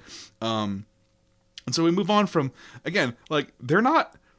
I never realized that they were in the public eye at all. I thought this was kind of obscure, but I guess they were pretty well known in the 90s, like you said. But we move on from that, and I think they had such a fun time in the success of the first movie. They're actually kind of saying, like, well, that went so well. What if we do it again? And so I believe they're starting working on, at this point, is there a movie? It's called Skullhead Face? Yeah, that's exactly correct. Because of course it is. You know, that old galactic villain, Skullhead Face, who just says his own name like a Pokemon. Like, they introduce him and he's just like, Skullhead Face. And I'm like, what? What is... And so, yeah, this is a good point to talk about this. The crafting at this point and the artistry has gotten so far where they're making their own fucking animatronic faces from scratch. And I'm just like, how are you guys doing? Again, they're passionate. They're like teaching themselves how to do this shit on their own budget. And I'm like, I really don't understand. Like, what I'm trying to say is, like, that's a lot of dedication to get into that. But for whatever reason, it's not really as much excitement for this movie. I think it kind of flops. Am I mistaken on that? Yeah, and they talk about how they wanted it to be this, like, midnight release at, drive-ins and stuff. So you know how a lot of these crazy B horror movies and stuff get these, like grindhouse midnight releases and stuff. They're trying to set that up, so that this could be kind of an actual box office success, whereas a lot of these are just tapes that they sell at their merch table, and it just doesn't happen. They don't get into why it didn't happen, but apparently it just all falls through, and it's really kind of deflating because, they're talking about how they just threw Phallus in Wonderland together, and people just thought it was great, and they almost won a Grammy, and then they put all this effort into this one, and it just does nothing. And that is such a burden for once you have critical acclaim. You see this in a lot of artists. Once you have critical or universal acclaim from, like, fans and critics, everything you do, you start to kind of look at as an artist in a different lens, I feel like, where it's like that kind of pushes you and almost subconsciously may impact the artistry a bit to where it's maybe not as authentic as it could be, you know what I mean? Where it's like, oh, I won an Oscar, I'm going to try to emulate that. It's like, well, no, just try to emulate what you think is good. You know what I mean? I think a lot of people, once they have success, just kind of try to redo that success. I'm not saying they're rehashing, but I'm just saying, like, I think subconsciously you kind of psych yourself out a little bit, and maybe that has something to do with it. Yeah, I think that's definitely part of it, because around this time, it kind of gets wackier and wackier, and they talk about this to the point that they're not even really a metal band anymore. Because they're just doing all this weird, wacky shit because it's funny. You know what I mean? Yeah. And in a way, I really respect that, and I think that's really funny. But that's also probably why they lost a lot of fans, in the late 90s, and why a lot of this stuff is regarded as their, lowest period and their worst stuff. Because Jack of all trades, master of none, right? Yeah. So that they just kind of let it get too wacky, and maybe didn't focus on what was really bringing home the bacon, which is people wanting to go to a crazy metal show and get this funny metal album. You know what I mean? They did have an evil Joey Wheeler rap song, though. That was pretty rad. I was into that. Is that when it shows him? So they just went to fucking Halloween City or whatever and got these gray alien masks, and it just shows Sleazy P. Martini beating the shit out of them. It's fucking, man. That's reality I want to be a part of there. So I will say on record, Sleazy Pete Martini is my favorite character by far. I fucking adore him. Like you said, they're kind of starting to branch out. They have, like, performative art. Actually, I think, what is her name, Slimestra. It starts to become more performative, with, like, electricity even, and I think she even makes a career out of that. But it's like everyone's just kind of trying way too much shit, and then they're biting off more than they can chew, and it's kind of, like you said, lowering the public opinion as a whole. And you could argue too, like, I'm not saying that that's a part of it, but like you could argue maybe the gimmick is getting tiring for some people, and so when they start branching out, either you have either people who I'm sure are purists and people who kind of move on from it. You know what I mean? Does that kind of make sense? Yeah, no, I get that. And So I think that they are definitely a band that lives on a cult following. yes, And, when you start doing really wacky out there shit that maybe your hardcore fans aren't there for, like, they're like, oh, I don't really want to hear this dumb country song. yeah, like say what you will about Anchorman, right? Or Anchorman, the movie, I loved. Anchorman 2, I was fine with, but they knew what the fans wanted, which was a big, dumb, stupid 20-minute fight scene in the park. I'm fine with it. They gave me what I wanted. So it's like, you know what I mean? It's like if it went all out guard the whole time, I would have been like, eh. But they leaned into it pretty hard. But that's just an example. But I know what you're saying. Yeah, where it's like some people, just by the nature of how art is consumed, are purists, and they want to be like, well, I'm here for the fucking vibe. And if your vibe is now stretching into rap and pop and silly stuff, like, well, no. Yeah.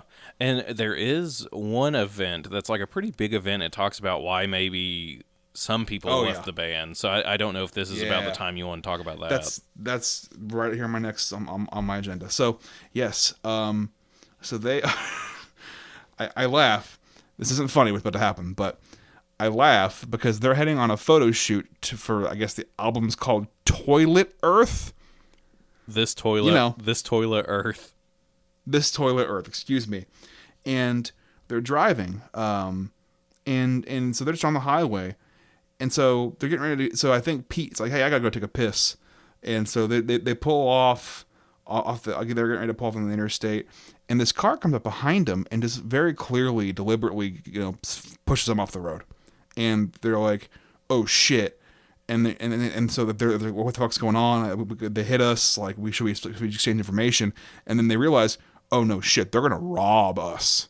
And so they didn't get out of the car, thankfully, but these guys pull guns, and then so the driver just fucking floors it, and they're all in the car just trying to get the fuck away.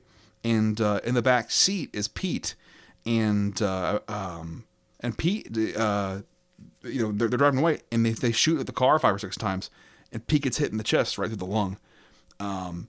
And so they just keep fucking driving, and they panic because the guys in the back seat are freaking out. They're having a traumatic, they're freaking the fuck out. Like, their friend just got shot. I'd be freaking out too. And so they pull off. So the guy, they're panicking, and so they actually bump the driver, and inadvertently, of course, and they actually drift into the median, popping both of their tires, so they're fucked. They can't go anywhere. And so they're like, oh shit, what do we do? And so they got out of the car, and it's only a few blocks from where they got shot, actually. So they get out of the car, they put Pete on the trailer bed or on the back of the car, or put the trunk out, and they're like, oh shit, man, this is bad. And they all thought he was going to die. And then all of a sudden, a car comes up behind them again. They're like, oh fuck, they're here. And so everybody but one guy, Dirks, leaves. Everybody bolts, which I hate to say this, I can't fault them for. I understand. Oh, no. And in a situation like that, I kind of can't fault anyone for anything they do, because at that point, you're just running on instinct, Yes, exactly. And so these guys pull up with guns, and they train guns on them, and they just scream, freeze. And they're like, well, this is fucking it. Like, and so it's Pete and Dirks are just sitting there in the car, and Dirks is Pete is shot rather, and the guys reveal that they're actually undercover cops, and they're like, oh fuck. And so the cops come in, they're like, okay, shit, we've been looking for gangs and trying to keep gangs under control. What's going on here? And they get him to the hospital, thankfully, and Pete's okay. He survived. Well, it's not okay, but he survives. And he has some complications from that. He actually gets a colostomy bag. But Dirks was really fucked up by this. Yeah. As was, I think, Mike Bishop, right? Yeah, yeah. And I just, want to interject and say, at this point, we kind of see how these dudes are just not connecting in a way you would expect, because Pete is talking about how Dirks literally, when these guys jumped out of the car and were pointing guns at them, and he was laying there, bleeding out. Dirks like jumps in the back with him and just like holds him, and he's just like, that is such an amazing thing to do for someone. And Yeah. instead of like going on and on about that, he's just kind of like, what a dumbass, he should have run. And it's like, Oh yeah. and like on one hand, I completely get it. That's how a lot of people relate to each other, and that's fine. But it's also like, man, I couldn't get through that story without crying and being like, what an amazing guy. You know what I mean?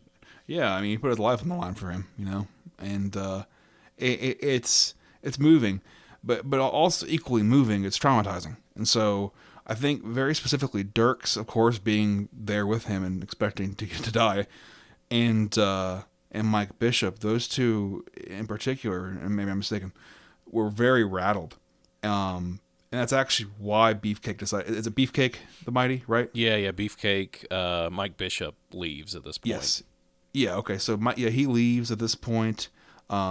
And there's pretty much a sighting incident. I guess that they're like, well, we got a photo shoot to go to, and so they still show up and pick up Mike and Dirk, and they throw them in the back of this empty van with no seats, and they're rattled to hell. And it's like the next morning, and they're like, what the fuck? We didn't have any time, like, nothing. We're just going on without him, I guess. And so they're like, yeah, we got a photo shoot to do, and so I kind of imply that Dave is really focusing on, I assume it's Dave is really focusing on this band's success and the image and all that. And not for two reasons. He's kind of like, they threw us in the back of a car with no seats in it. So every time we hit a bump, it shattered us, and we got scared the fuck to shit because it's loud noises and jolts, and we're freaking the fuck out because we thought we were getting shot. Yeah, they're just so raw because, Yeah. It takes a while. Like, if you go through some really traumatic shit like that, like, your body is just flooded with so much shit that it takes a while, like, physically, it takes a while to get past that. You know what I mean? Yeah. And so, he was like, that happened. And he said, it was very clear to me based on how that was handled and how they just kind of went on without Pete. He was like, the group was focused on more than the individual, and he was like, that tore it for me. He's like, I can't be here then. If I'm not valued as an individual, I can't be here. But so the two of them leave, I think. Right? It's just Beefcake at this point? Yeah, so Beefcake leaves. Dirks stayed in the band. I'm sorry. Yeah, yes. once he joined, he's still in the band. Yeah, that's right. He's at the end because he actually survives cancer, which is fantastic. That is Dirks, right?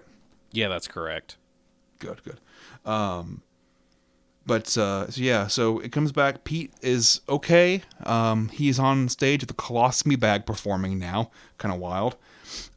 So to replace Beefcake, they hire Casey, a guy from the band Rigor Mortis.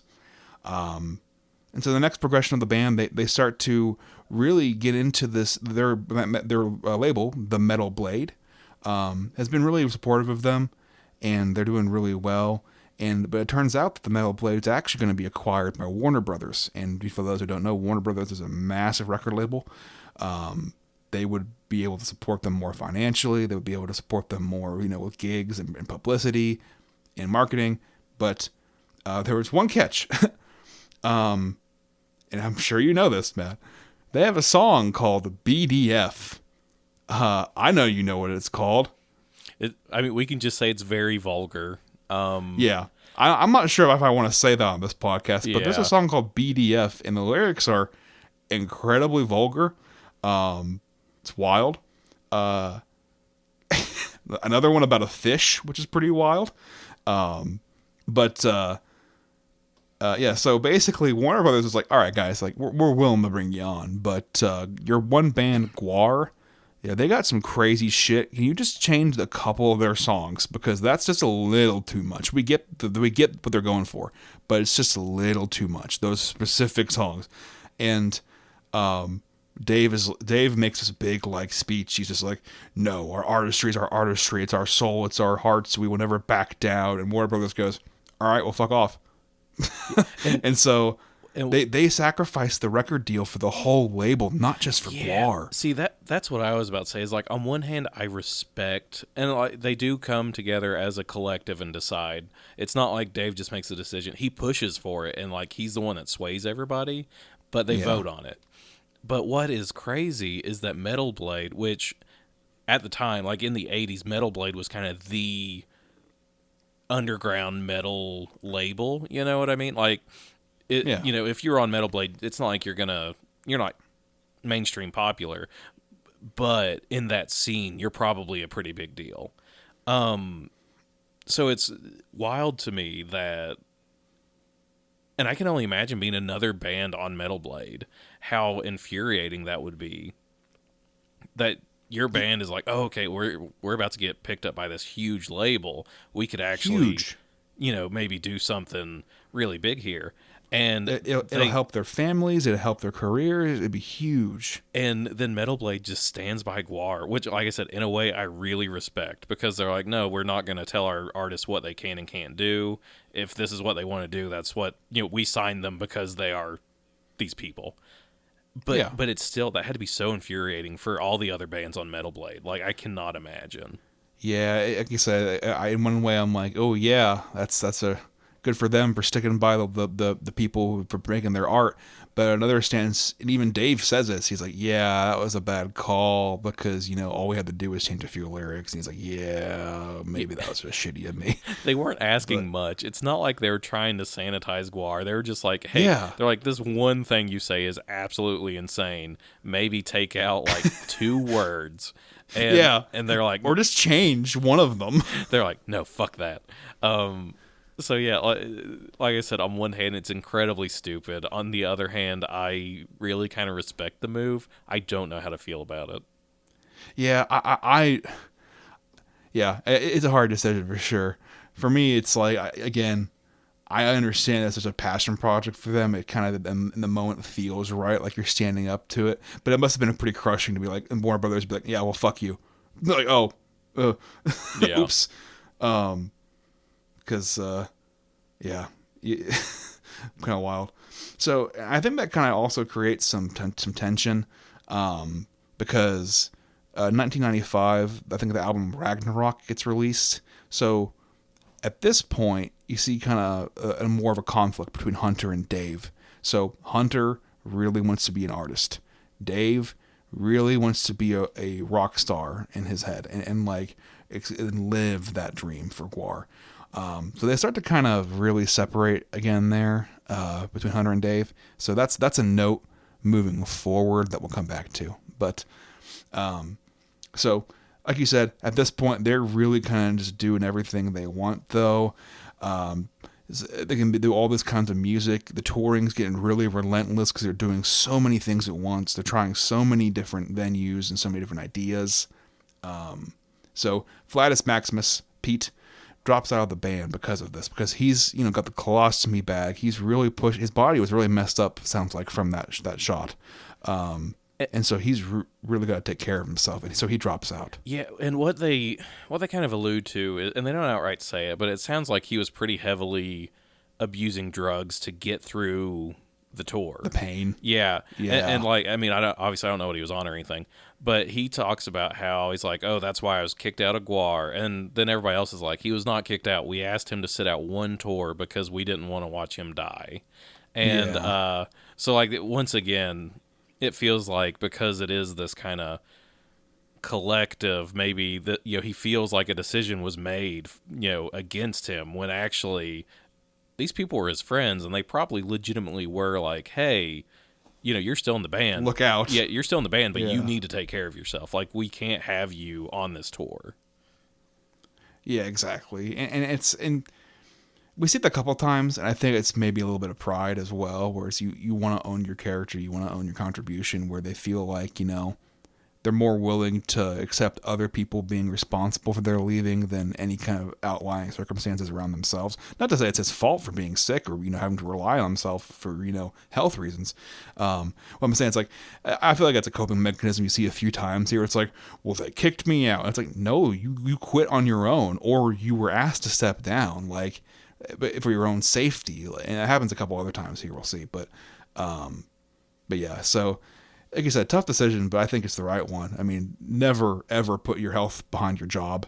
Health is first and foremost. It's the one thing you can always have. So yeah. So we move on from there. Pete has left, and there's an empty void for Flatus Maximus. This is actually, I have found a familiar face here, and I was kind of shocked. I was like, wait a minute. Zach Blair comes in and takes the role for Flatus Maximus. Zach Blair being the current guitarist for Rise Against, one of my favorite bands. See, I didn't specifically, like, I've never heard you talk about Rise Against, but I thought, oh, he's gonna know this guy, Yeah, and no, for sure. Definitely familiar with Zach's work. Did not know he was in GWAR. Good to know. So at this point, too, Zach's joined. He's very vocal, but this is a kind of they're very much treating each other like family at this point. They're all getting along. They all are really passionate. But so the gigs are just so over the top. Zach said immediately. It's like they're already so crazy. Like it's insane. He's like Zach was like, what am I doing here? Like this is just fucking nuts. And so he recounts how he meets Dave, and we kind of get some input as to how Dave is kind of taking this kind of longevity of his career as Odorous Among Us. Odorous Arungus.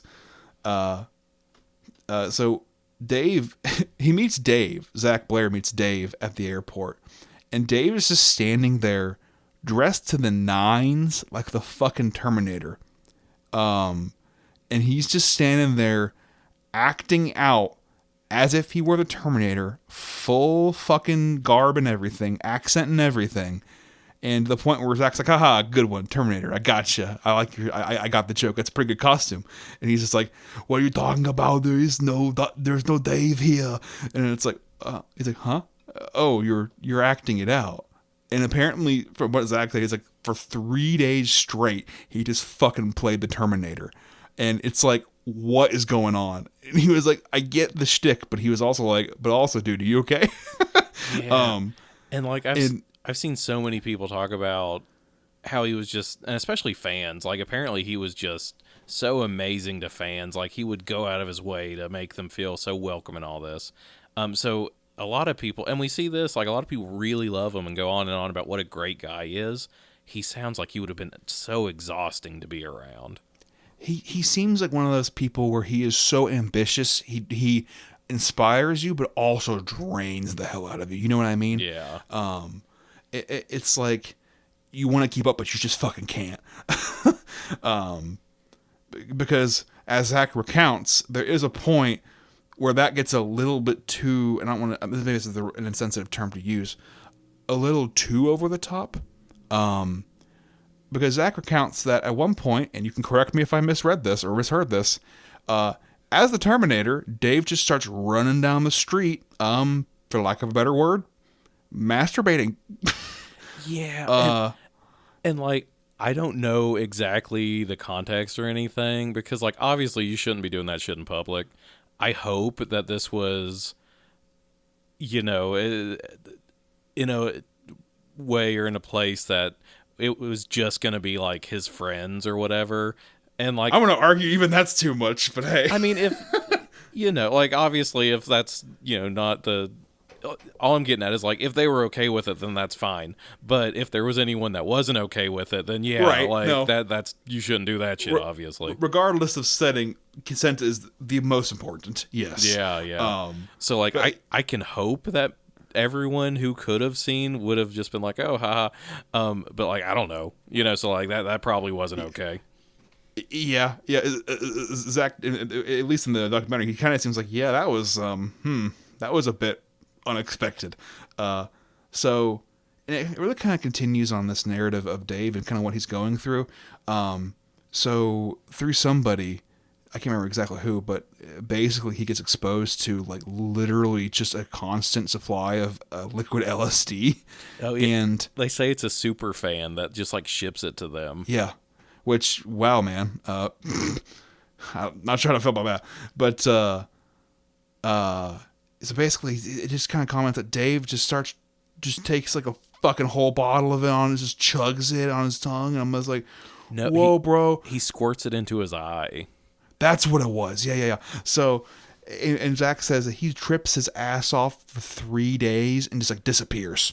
Like he's just like, I don't know. It comes back and Zach's like, whoa, shit, Dave, you okay? And he's just like, yeah, man, why? And he's just like as if nothing happened, as if nothing had happened. And he's just sitting there tripping it off his ass. And I'm just like, this man is this man is a character. Like that is insane to me. You're just like, oh, what's up?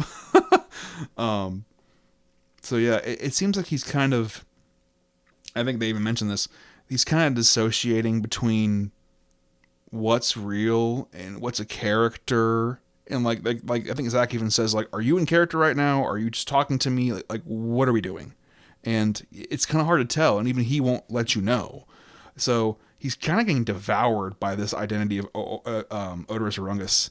And he's just a huge personality. You just start to see him. You just start to see him like really imposing his personality on others too, and really kind of owning that like frontman mentality. We even see a scene where like fucking Mike Bishop, Beefcake, Beefcake was on the Joan Rivers show, and they had already rehearsed the questions. Like, oh, I'll say this at this point, and you can say that at that point. It'll be funny, haha. And so he's like, yeah, okay, Beefcake's gonna say his line. It's gonna be really funny, haha. And then he would just steal all of the lines, even though they had already appropriated all of them. And so he's really becoming that kind of front man. Like, I need to be the center of the stage at all times, and like not that in a malicious way, but he just felt like he wanted to own it so much. You know what I mean? Yeah. And have that creative control. Not to demonize him for it, but that does, again, in a creative sense, that can be a little toxic to some people. Yeah, and especially in a thing that's supposed to be collective, you know? Yes. And we do see, and I think this is probably, because a lot of the stuff, like between him and Hunter, it sounds like they were just two really big personalities that clashed, you know? Yeah. But then specifically, because, you know, there's the whole thing with the GWAR woman character kind of being cut because they break up. And it's like, okay, they were kids. I kind of get that. Like, that sucks. Yeah. That sucks that, you know, she had to leave and that it probably was a bad situation. But, like, you know, it sounds like they were kids and whatever. But, you know, the woman who plays Slymestra Hyman, it basically is just like, yeah, it kind of got to the point I think he didn't like that people were paying attention to me. She's like, you know, I was wearing the same amount of clothing as everyone else, so there was a lot of skin, and I don't think he liked that people were looking at me and not at him. Yeah, and again, it seems that very much like, and this is true, I mean, any kind of art when you're on stage and getting people's attention and interaction, it's inherently, you know, there is a selfish part of a human for that attention, where you just will inherently do that. But I think it kind of got out of control maybe a little bit, to the point where it really started rubbing people the wrong way. And I think the guy that plays the Sexecutioner, which I forgot to mention that, Sexecutioner, what the absolute fuck, guys. God. Sexecutioner leaves the band because he's just unhappy, and he kind of really starts to have conflict with Dave in just a couple of ways, and it's just like, ugh. He's just like, I can't be here anymore. It's just too much having to deal with his imposing personality. And so he leaves. And then we cut to, as you mentioned, Hunter again. And so Hunter, this is a bit of one of those situations where there's a couple sides of the coin. So Hunter leaves with 1 week's notice to this band he's been with for fucking years. He says, "I'm out." He says to his buddy, is it Matt McGuire? Yeah. He says to Matt, he's like, "Hey man, I'll be out of here in a week. Nice knowing you. Here's what I'd recommend you do." And Matt's just kind of like, "You've been like my best friend for years, my mentor. Like, how the fuck you just say that's it? See ya? Like, you didn't tell me 1 week, like, and I have to pick up the pieces." And he's like, "Yeah, man. See ya. Sorry." And so, that's one. So that's the one side of the story is we hear Matt's interchange where he just kind of voluntarily leaves. We also hear about there's a possible thing that happened with Dave and Hunter, where Dave like almost chokes the shit out of Hunter because he's just like, how the fuck dare you? Hunter has apparently been making and selling GWAR comic books from his house, and he has not been sharing any of the profits or proceeds or anything to the band itself, even though obviously they're the collective. And so we kind of see the two sides of that coin, and I still don't know which one's true. As a true reason if he was actually fired and removed, or if he truly just voluntarily said, you know what, fuck it, too much friction, see ya. Yeah. And It's hard to tell. Is there any resolution to that I didn't see?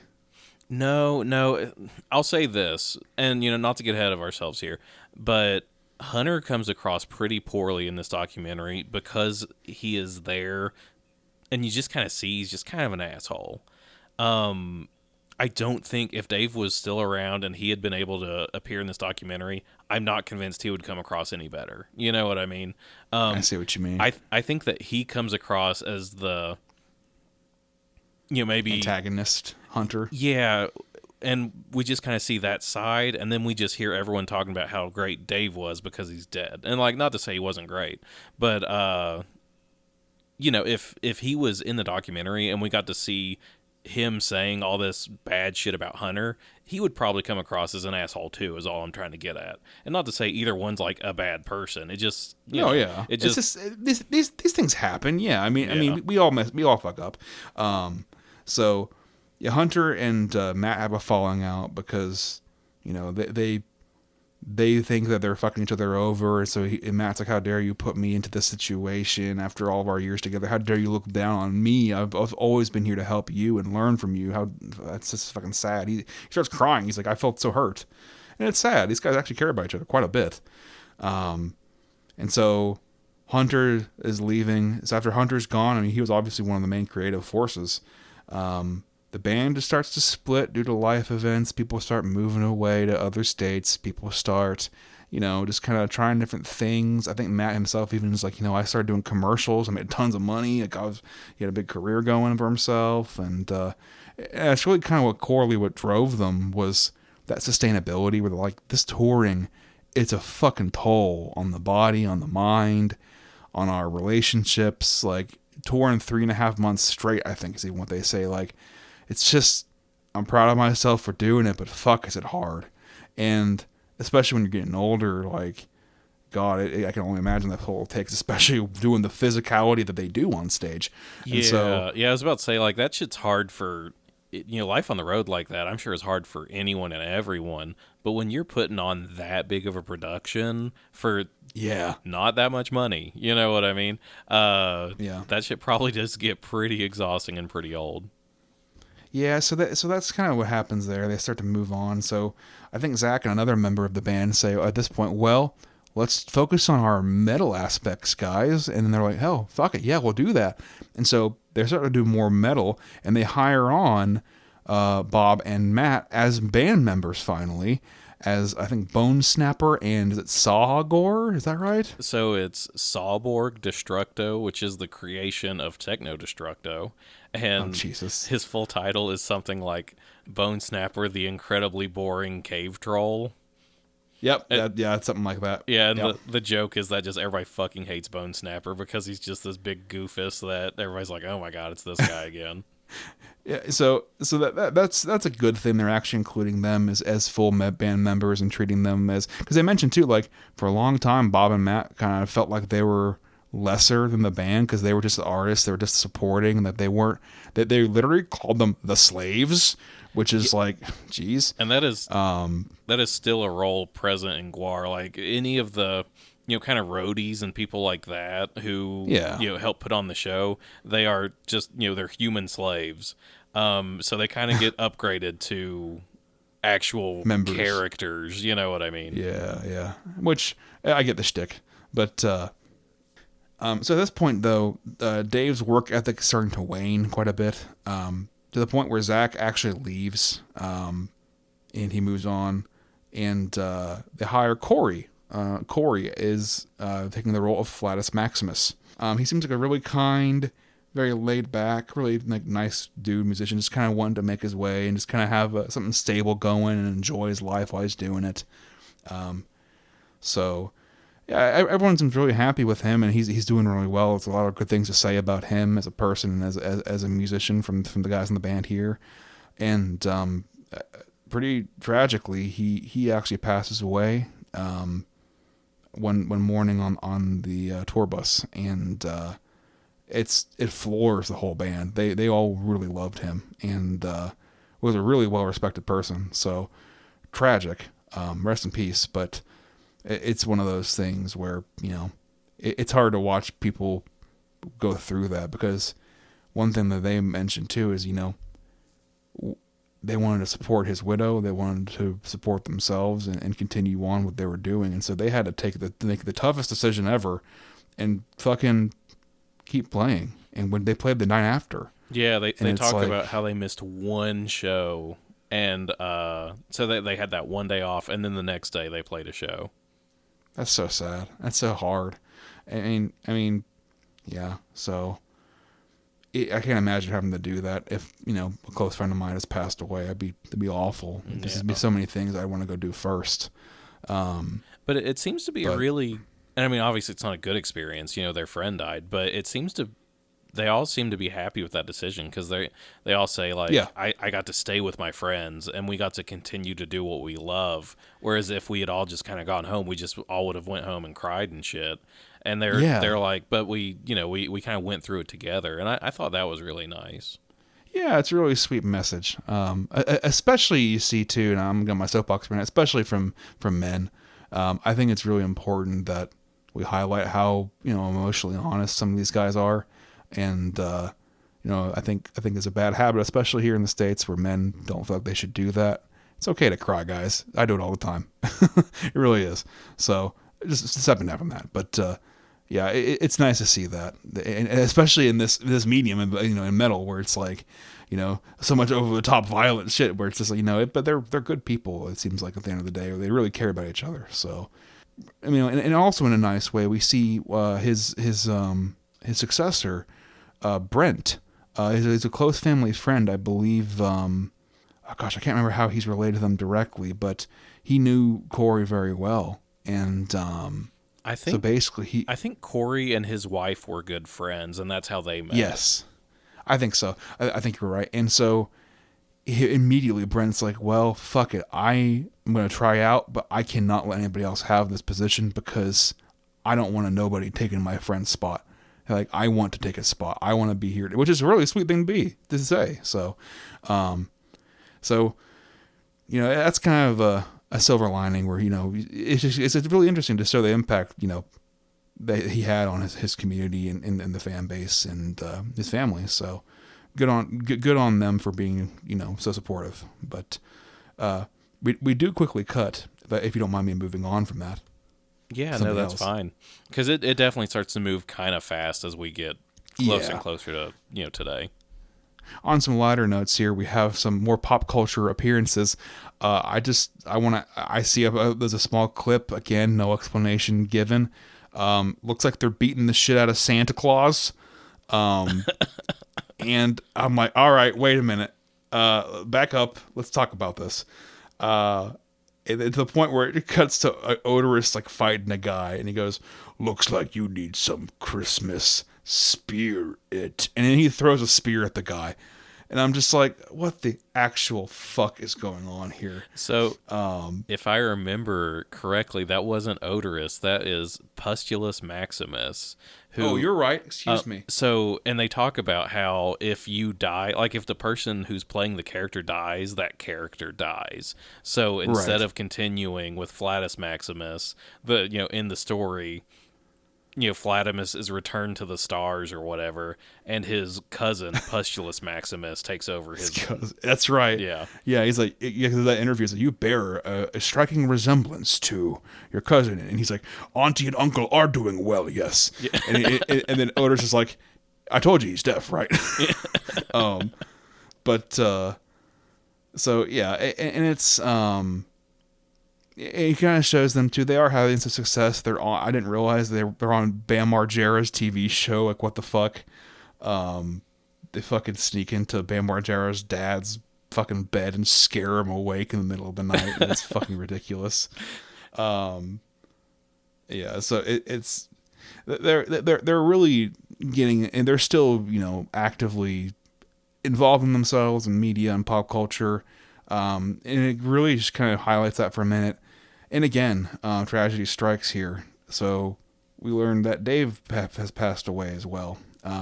So again, everyone. I mean, Dave was kind of the center of the band as far as leading it goes. From what I could tell, I know it's a collective, but Dave seemed to be such a huge creative force behind that.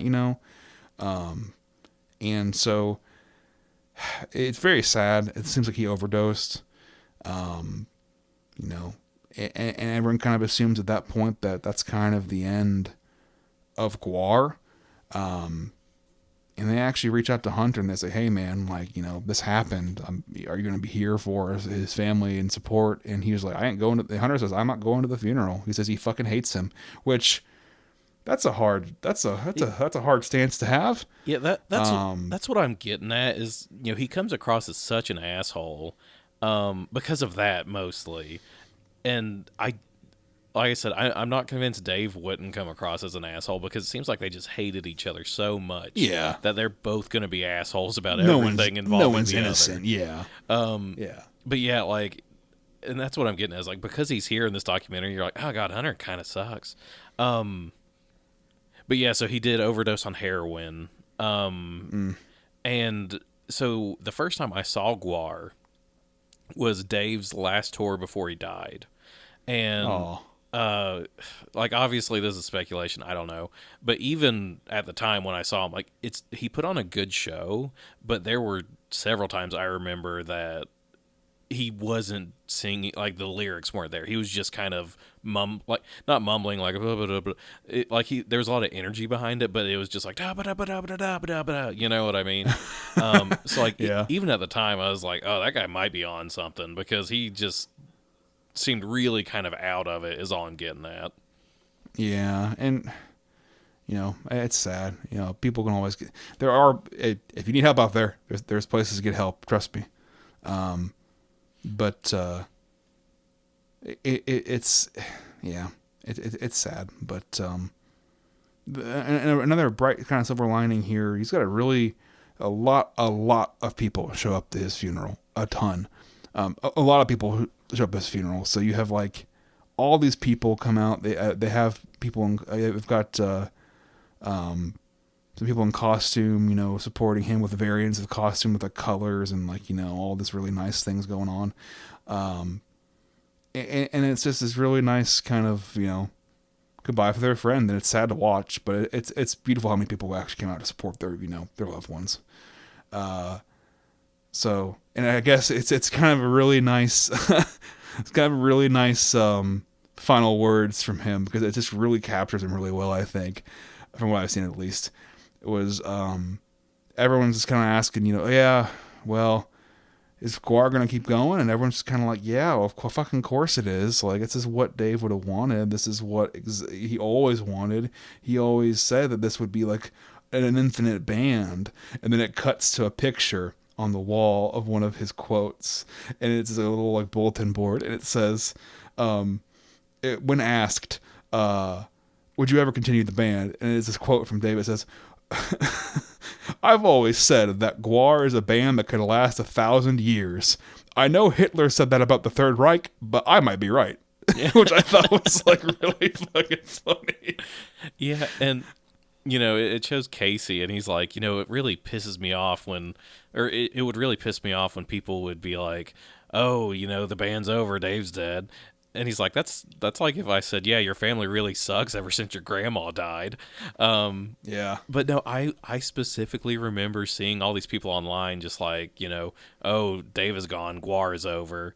And I remember being like, guys, there's a lot of people who work on this. It wasn't just Dave. They're gonna do Yeah. some really cool shit, I'm sure. And Oh, people. of course. And Yeah. I had so much pushback about that. People were, and still yet, like to this day, people are just like, it's not the same without Dave. And it's like, they're still People are doing, just like, they're still doing it, and it's still great. You know what I mean? Like, it legitimately kind of annoys me when people have those attitudes like that. people are just shitty, man. I really hate that. Yeah, and it's just like you said, like that's a terrible, terrible thing to fucking think. Like you would want your friends to do what's best for them, and that's dumb. But yeah, so really funny last kind of comment from him. And so everyone's kind of like, well, who can we have now? Who can help us with this? Who can heal this band? And so we have a familiar face, Mike Bishop, Beefcake, the mighty, returns, but instead of being Beefcake, he comes back as Blothar the Berserker. And man, he can sing. He can sing really well, actually. I think it was very fitting of him, and they're all very emotionally tied to him. He's very important to them. He was one of the early members of the band, so everyone's very happy he's kind of back. And so yeah, he is kind of a nice little reunion with them, and that's kind of, if I'm not mistaken, he's still currently at the singer for the band. Yeah. Yeah, yeah, and it's kind of a really sweet moment when he's, talking about going back to the band or whatever, and he's like, not only can I help them, continue this, and it's their livelihoods and all this stuff, but he's like, I know these people, and I have this connection with these people, and he's like, and I know I can help them heal, and he's like, that's my goal of becoming the front man of GWAR is I want to help these people heal, and I'm like, oh, that's really sweet, Yeah. actually. Yeah, and again, like it just shows that these are a lot of people think, and a lot of people think like, oh, I could go these idiots on stage. They're just doing metal. Well, they're people in there, and they're really a lot of the times very good people. Well, there's probably a lot of bad people as well, but yeah, it's just yeah, I think it's nice and sweet to see that. So, but yeah, I think as far as that, we kind of just get a recap of everybody else. Like I said, Dirks does have to miss out on some of the tours, which is really heartbreaking for him. He actually cries about it, which is really sweet. But he actually beats cancer, and he, at the time of this documentary being filmed, was on the road to going back into the band. So I hope that's been realized. I hope he's back on the road and doing what he can. Yeah, he is. He is. Yay! Yeah, he's still with the band. He's touring and everything. And when it's talking about him, how hard it was to sit out. It shows Brad, who plays Jizmac, and he's just like, he's like, I love that guy, and I'm so happy I get to keep playing music with them. And I'm like, oh man, Yeah. these guys are so Yeah, sweet. He was willing to quit the band if Dirks didn't come back, which I thought was so like he was like, I want to come with you, man, wherever you go, which is so sweet. And it's like, oh man. So yeah, it's great news there. That's really wonderful for him, for Dirks. And it kind of gives us a nice little recap here. We see that this executioner moves to New York and has his own little gig going on up there for like some avant-garde plays and some prop making up there. Yeah, it's like vaudeville, and it shows him and his Yeah. wife like. They just look like such a nice couple. Like they just look so in love with each other, and they're just not wearing much, and they're in this weird play together. And I'm like, hell yeah. What the fuck is going on? So Slamestra Hyman builds props for Pop Star. She's still doing a lot of good work on that. So I think it's just with like a leaf blower turned it into something else, which is pretty cool. So she's doing well. Sleazy Pete Martini runs 2 YouTube channels, which is pretty fun. He still shows up for the tours some. Oh, very good. GWAR woman will kind of focus on her fine arts, and actually, I think she even did a TEDx talk. Pretty cool. But so did Mike Bishop actually. oh, cool. And he Flatus. oh, Sorry. no, I was just saying he has his doctorate. So he is Dr. Blothar the Berserker. God damn it. I love it. And he teaches what? He teaches at VCU in Richmond, and he teaches what subjects? I think his focus is ethnomusicology. Well, that would make sense. You can teach everybody about his alien ethnic race and his music at the same time. Um, no, but so yeah, Flatus Maximus is well, the second, I think. Flatus Maximus the second is diagnosed with PTSD, but he still performs with his brother in this band. I think it's called Rock and Roll is Dead. I'm not familiar with their work, but good for him.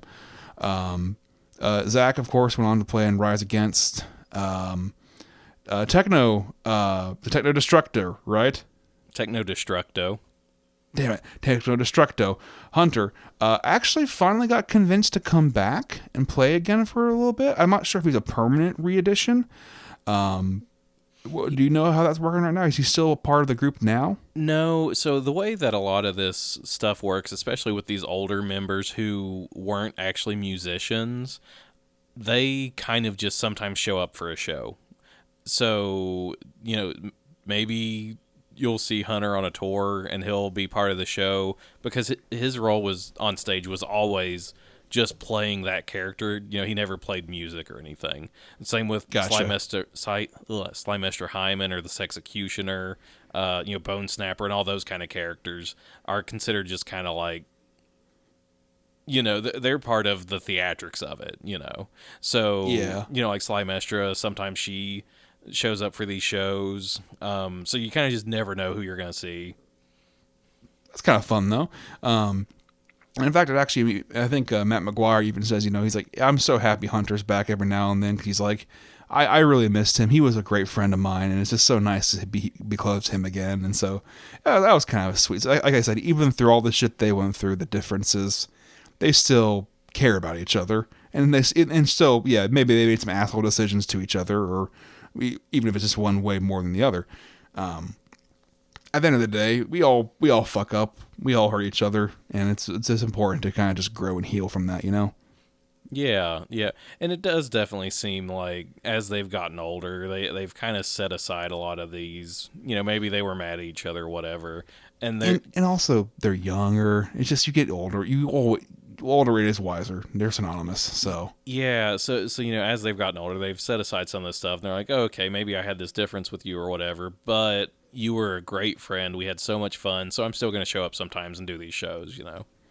Right. So yeah, I mean, it's kind of cuts off there, and it just shows them playing a song as the credits roll, and it just so kind of closing things on the documentary itself. It just really shows that this whole thing is such a passion project for a very close group of people. It's really nice to see people who are so passionate, just so really willing to give it their all to just make art, whatever that might be. It's just inspiring no matter what the art is. Now, like, me personally, am I gonna pop on a GWAR album? Probably not. But I can look at this and say, these people really put their all into this stage performance, have some really funny moments, and really care about each other. And I think that's something that should be applauded for. So, and I think one of the guys say it too. It's like, at the end of the day, and truly, this is true, there is only one GWAR. There is nothing else like this band. Like, from what I can tell. I'm sure they're, like, nothing with this vibe. And from my experience, Matt here may know more than I do. But, and so it's just something that they all feel proud to be a part of. And hey, that's awesome. So, yeah, overall, really, really interesting documentary. Yeah, no, I really liked it a lot. Not only do you kind of get a history of this band I really like, but I don't know, it's just a celebration of such a weird kind of outsider art thing that I just think that's really neat that they got that, because a lot of, how many people have made some really interesting art that no one's ever going to see and no one's ever going to document, Yeah, and that's what I'm getting at, where it's like, even if I'm not like the biggest curator of the art, like, I can at least respect it and say, like, this is unique and different, and like, I definitely value the effort that went into this, because there's just a lot of fucking, like, what really floored me the most, I think, was like, wow, these prosthetics and these animatronics, like, there's so much shit they did to make that shit put together. That must have taken hundreds of hours, millions of hours to put that shit. Like, it's crazy. The sets, the props, the armor, the weapons, the pneumatics, the pressure tank, all this stuff. Like, it has to be really well thought out. And hey, they made it work. So, yeah, it just goes to show kind of like when you have a group of people together who all really want to do something, they can make things happen.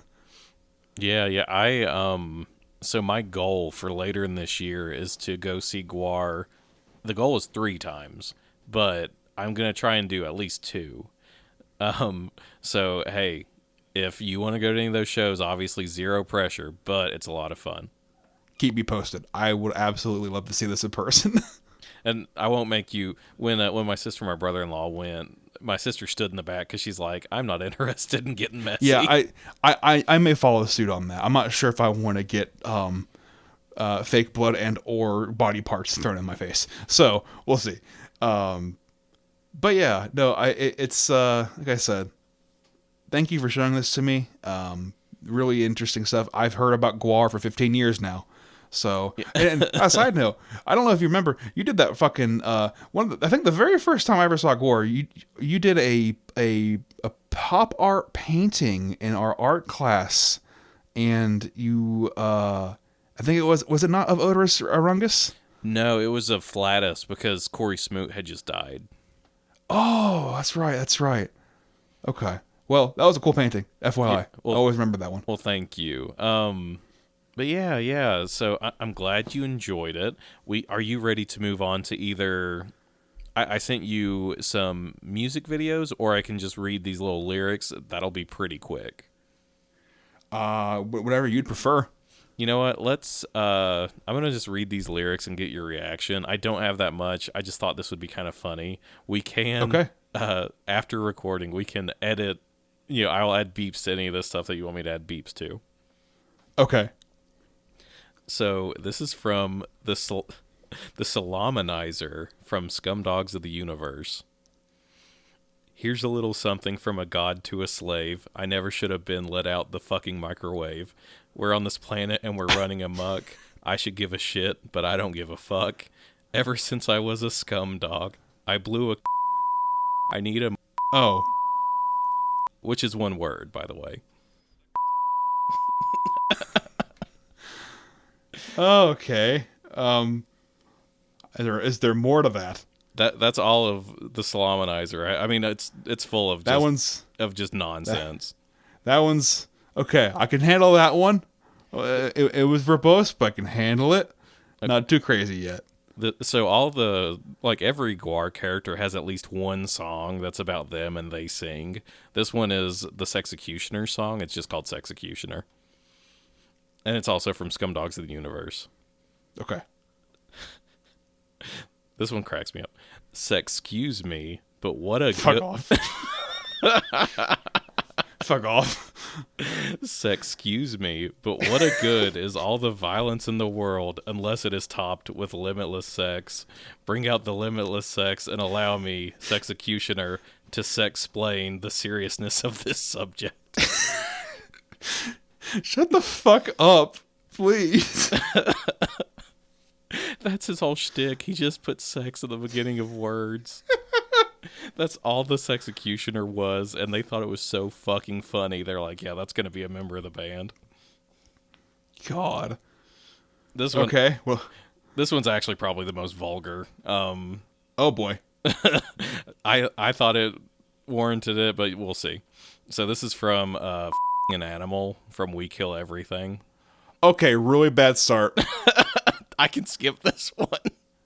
No, I think it'd be funnier if you just fucking bleep this shit out. Okay, yeah, this whole thing might be bleeped. Animal on the loose. An animal. I'll go from dog to moose. An animal. One time I a moose. Fucking an animal. Oh my god! And what the actual fuck is going on over there, guys? And the funniest part about this song is, so it plays the song and then it plays an outtake from Dave where he just sounds so serious and he goes, I'm not willing to spend any more time on this one. Jesus, neither am I. So even he was like, this is so fucking stupid. Why are we doing this? God almighty. So okay, Please tell me that's the highest fucking peak of the vulgarity. Oh yeah, that's the most vulgar one by far. At first, I was Okay. like, I need to find really vulgar stuff, and I was like, actually, that's not even funny. Oh boy. So this is not even funny. I think this is just a really good line. So, Okay.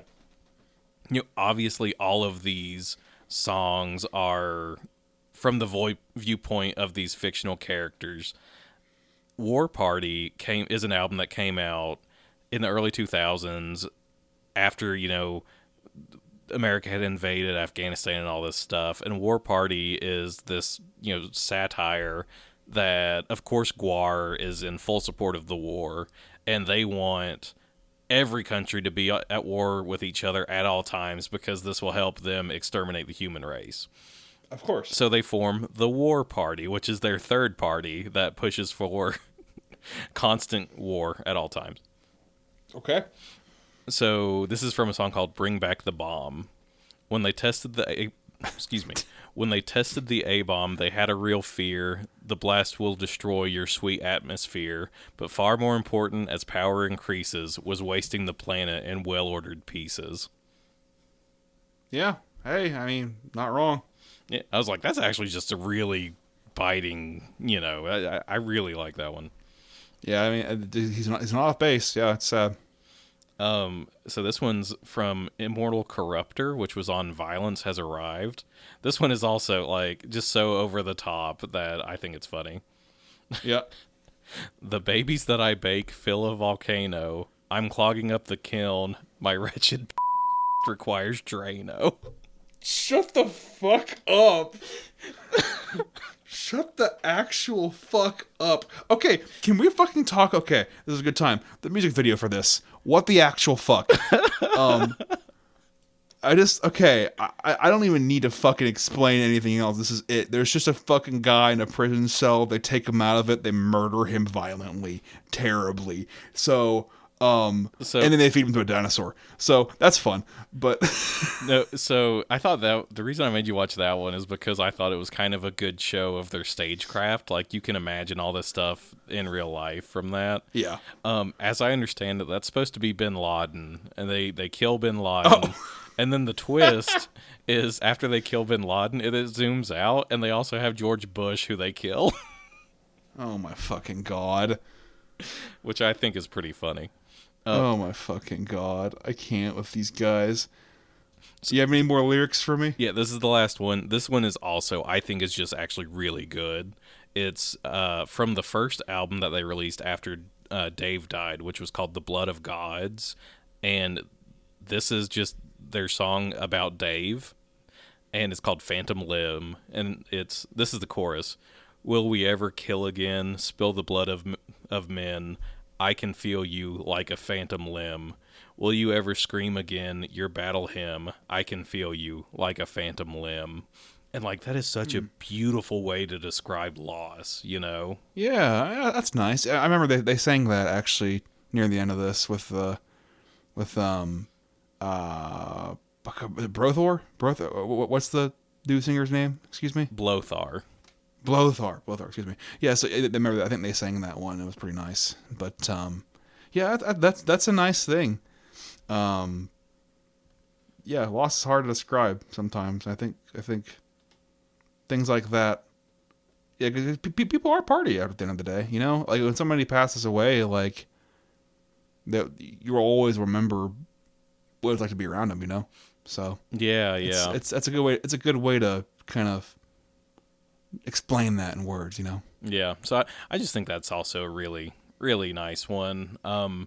Now, if you want to just dive into, I know we're probably running long. We can just dive into the music videos that I sent you. You can kind of tell me what you think about those. So, Immortal Corruptor, like I said, just fucking nuts. So, they fucking bring a turret or a fucking siege weapon, we'll just call it that, up to this fucking cell with a guy in it. They spray him with it. They pull him out. They murder him brutally. And then they feed him to a giant dinosaur. So that one got me a little. I was like, wow, that's too much even for me. Like, wow, that was a lot. So yeah, that one was fun. but I say fun. I it's just like what I do love is that it's just so fucking like it's just films in like such lo-fi, like it's just like such low resolution filming. And it's just like it's like you could tell they're just like fucking do it, here we go. Yeah, so again, it's wild. I just, I just have a fucking note. It says, "Here comes the dinosaur." The reason I sent you that one is not only it just shows all these practical effects, and you kind of get an idea of like, oh, okay, that's fucking. But it, like I said, it just cracks me up every time I watch it. It's like they kill Bin Laden, and you're like, oh, okay, they got Bin Laden, and then it just shows Bush waking up in the same room, and he's like, where am I? And then they just crush his head. Jesus Christ. Oh, that shit makes me laugh every time. God. So okay, that one I was like, wow, that's too much even for me from a fucking violence standpoint. Gorgor, oh boy, Gorgor was fantastic. I was all about Gorgor. Holy hell. Okay. Gorgor is actually the like finale of Phallus in Wonderland, so I kind of wanted you to see what their movies looked like. So that shit made me laugh so hard. I the way I'll describe it. So Gorgor, based on the lyrics, I believe they're in their speech, their cursed offspring named Gorgor is coming. His bastard child. And so it just starts off with Sleazy Pete and his giant fucking Joey Wheeler hair, just going like, "Hey boys, like what are you doing?" and he's just like, "We must summon our child and bring him here to enact the wrath." And he goes, "Don't you think we could just put out like a charcuterie board or something?" And he just goes, "Absolutely not." I can't remember what he says, but they're basically like, "No." And Sleazy Pete's just like, "That's what I thought you guys would say." And then the fucking music video just starts, and it's just this fucking ridiculous dinosaur monster. Literally, it's just a Godzilla fight coming down the road. But here's the thing: the editing is fucking hilarious. They have these like really hilariously like just like overlaid like image video captures of the band members and like these like hilariously out of like alignment backgrounds. Like it's so good. It's so funny. And I'm assuming it's intentionally that way. I can only imagine. Like the part that gets me is it shows them blowing on their thumbs, and then they grow to the size of Gorgor to fight him. Yeah. That's really stupid. Oh my god. Yeah, yeah. I can't even imagine a better way to describe it. It looks like a Flash animation that you did in like high school, but like to the utmost degree, where they're just like putting people's faces and shit, and just like the scale just doesn't make sense. It's so funny. And the part that always gets me is when Sleazy P. Martini is like, "Can we just leave out the deli tray?" And he just screams. Yeah. He's like, "Too late!" Oh, is that what he got? But yeah, that's pretty much it for that one. Really funny, I thought. That one had the energy I was going for. Because it shows like Ballsack and fucking Odorous Among Us is like beating the shit out of this dinosaur, and then like CGI falling off like different heights. It's so funny. But last one, Madness at the Core of Time. Just a live performance montage. Just their whole fucking show. Nice little wrap up. I mean, again, a lot of clips I've seen, but a lot. They have these giant like golem men. Yeah, it's just a fun like live montage. So just a nice little overview of their whole kind of scale of what they do, and it's everything we just discussed for the past 2.5 hours. So just a nice send off, I feel like. But I don't have much else to say about that one. Yeah, I kind of just like I said, I thought that one was just kind of you get to see a lot of crazy shit that from their live show, and yeah, so I thought that was fun. And like I said, all of these show off the practical effects that they use on stage and in their movies and everything, and it's just Right. wild to me. Yeah, it's like I said. I literally, what my note on this one is, it takes so much time for this. I cannot. Where do they even store this? I know they said they have an 18-wheeler they have to haul everywhere, and they're like one of the only bands that does that in metal, which I could see why they need so much like cargo. But yeah, man, that's all I had for that one. Anything else on that video No, before we move on? no, Gorgor is the my favorite of those. I'm glad Oh, that you enjoyed Gorgor because that one cracks me up every time I see it. that one is just fucking silly. Especially, I think that was a nice little cherry on top too, because I was like, I got to see these guys, and I was like, I want to see the nonsense. That's the nonsense I'm looking for. So, but yeah, well, I guess that's it from my side. Then, is there anything else about GWAR we want to mention at this point in time? No, I do want to get your overall. So how did you feel about Guar? Like, what did you think? Is all I want to hear. I respect the artistry, and I love that they're so passionate about it. I think it'd be fun to go to a show just to see it, but I may not be on the front row. Um, I it's a little too much of a whirlwind for me to be part of, and that's not an install. It's just a matter of like I can't get like too much in my face. Yeah. So that's just my take on it. From a musicality perspective, there's some cool things going on. Like I said, I think it's because I'm not just as much of a metal guy. I don't think I'll listen to it every day, but there were some really cool, especially in I think it was Immoral Corruptor. There's some great guitar in that. Like I noted that specifically. That's some good ass guitar. Like they're musically very talented. But again, they're not going for like rock opera. They're going for what their stage show is and what their characters are in addition to their music. So it's like there's a good baseline of music, but it's not. How do I say this? I'm not a huge fan of that genre to begin with, so it's hard for me to like gravitate towards that alone. You know what I mean? Yeah, no, I get that. So again, overall, I definitely don't think they're bad. Just something that may not align with my day-to-day tastes, but I think really more so seeing their artistry and how they combine those things, kind of like Weird Al said, where they kind of marry them in this kind of overlap. That's cool to see. And I think that's something that the creativity there should be applauded.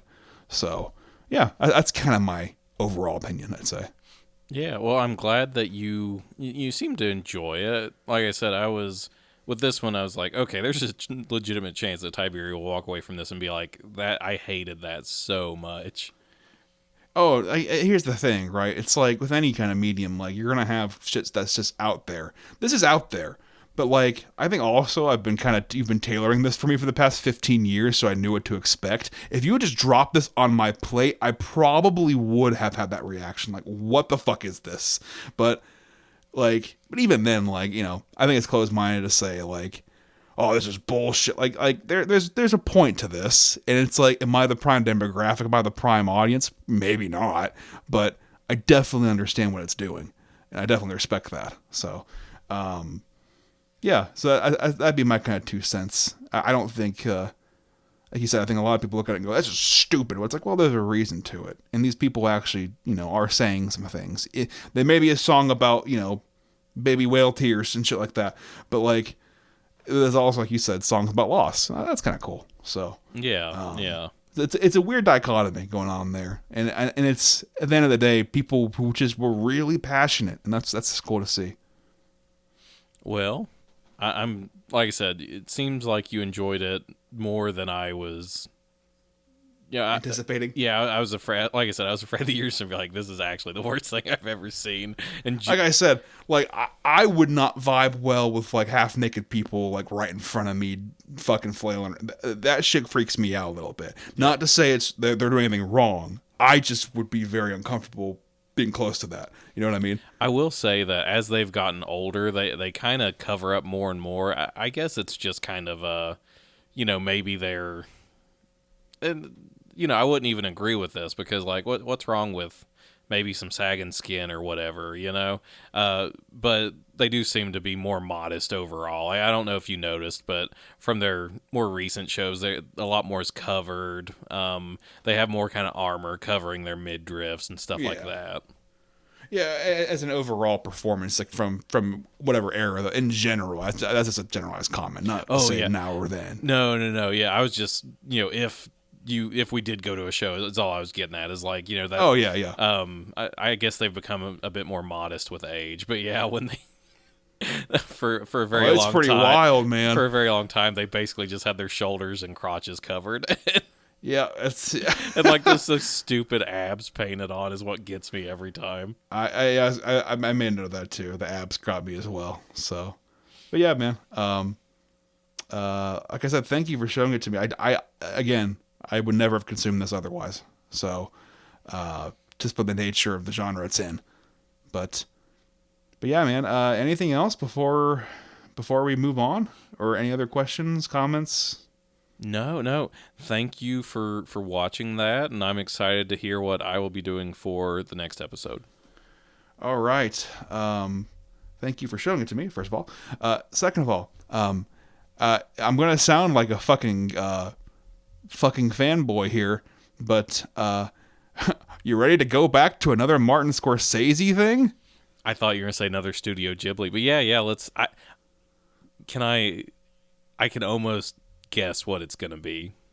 I think I've mentioned this to you before, and I hope you have not seen it, but What I quite enjoy it. is? I don't think I even remember the title completely. Is it The Final Temptation of Christ? Is that it? No, Oh, okay. So he did that movie as well. So I didn't know if that's what I was going to be watching. no. Nothing like that this time. So, let's see here. Are you familiar with a 2010 film called Shutter Island? I've never seen it, but yeah, I am familiar. Ah, very good. Yes. So, Shutter Island is about a U.S. Marshal named Teddy Daniels, played by Leonardo DiCaprio, and his new partner, Chuck All. They are sent to investigate a missing patient on Shutter Island, a facility for the criminally insane. So, that is about that mystery. It's kind of a whodunit scenario, kind of trying to figure out what happened and what happened to people, where they are, and why. So, I will leave it at that because it is a fun mystery, and I will let you watch it. Yeah, that sounds good. I'm excited. I know that it's kind of people are like, oh, it's a mind fuck. Like, it really messes with you and stuff. So I'm excited to see it. Yeah, I quite enjoy it. Personal opinions on Leo's habits aside, it's a good movie. Also, it's just great to see Mark Ruffalo in things. Yeah, I like him as well. He plays a really, really cool role here. So I think you'll really enjoy Mark Ruffalo's performance as well. Yeah, well, I'm looking forward to seeing it. Yeah, like I said, I won't give you too much on this one, but I guess before we adjourn for the week, anything else that you would like to submit to my eyeballs that makes me question what the fuck I'm looking at? No, you were a very good sport about GWAR, so I will stop this punishment now. Oh no, it's no pun. I mean, it's not punishment. It's just brain trying to figure out what is happening. That is, I'm like, what is going on? What did he just say? Because it's wild. But no, thank you. Really interesting stuff. So I guess without any further ado, to our audience, thank you guys for listening. This will be one of our longer ones in a while, but it was a fun one, I think. And I know GWAR is something Matt's been really passionate about for a very long time. So finally glad we got to breach this in a little more detail and really get into the nitty gritty, because it helps me to kind of understand, a lot of his outlooks on it. Because like you said, a lot of it, Matt, is very like there's some pretty nice introspective lines and discussions to be had here. Yeah, and like I said, a lot of the time it is some really interesting stuff that they choose to present in the most crass way imaginable, which which I think is really interesting. You know what I mean? Because people are gonna, even if they're maybe missing the nuances or whatever, people are gonna be like, yeah, I saw the craziest fucking thing ever at this GWAR show. Yeah, and maybe somebody like, well, maybe this is what they meant, and you're like, oh shit, yeah, maybe. Yeah. So, yeah, like I said, overall, I know it's important to you, so I appreciate you sharing it. But again, to our audience, if you have anything like this or a friend who you've never really talked to, talk to them. Learn more about what they like and why, and yeah, who knows? Like you said, or like we say, maybe we'll be better friends for it. So, always time to learn. But that aside, Matt, why don't you tell these fine people where they can contact us? Yeah, if you have any questions or comments or lucrative offers, we will hawk your shit for you. It is it is best friends to similar interests at gmail.com. Yep, and please, if there are lucrative offers, send them now rather than later because we need it. I'm gonna have to go on tour with GWAR. They're, the things that they'll make me do, throw bodies into crowds and collect victims. I don't want to do this. But anyway, thank you guys for listening, and we'll talk to you next week after Matt has watched the Martin Scorsese film from 2010, Shutter Island. As always, thank you, Tiberi. Thank you, Matt. And y'all have a good night or day or evening or whatever time it is. See you guys next weekend.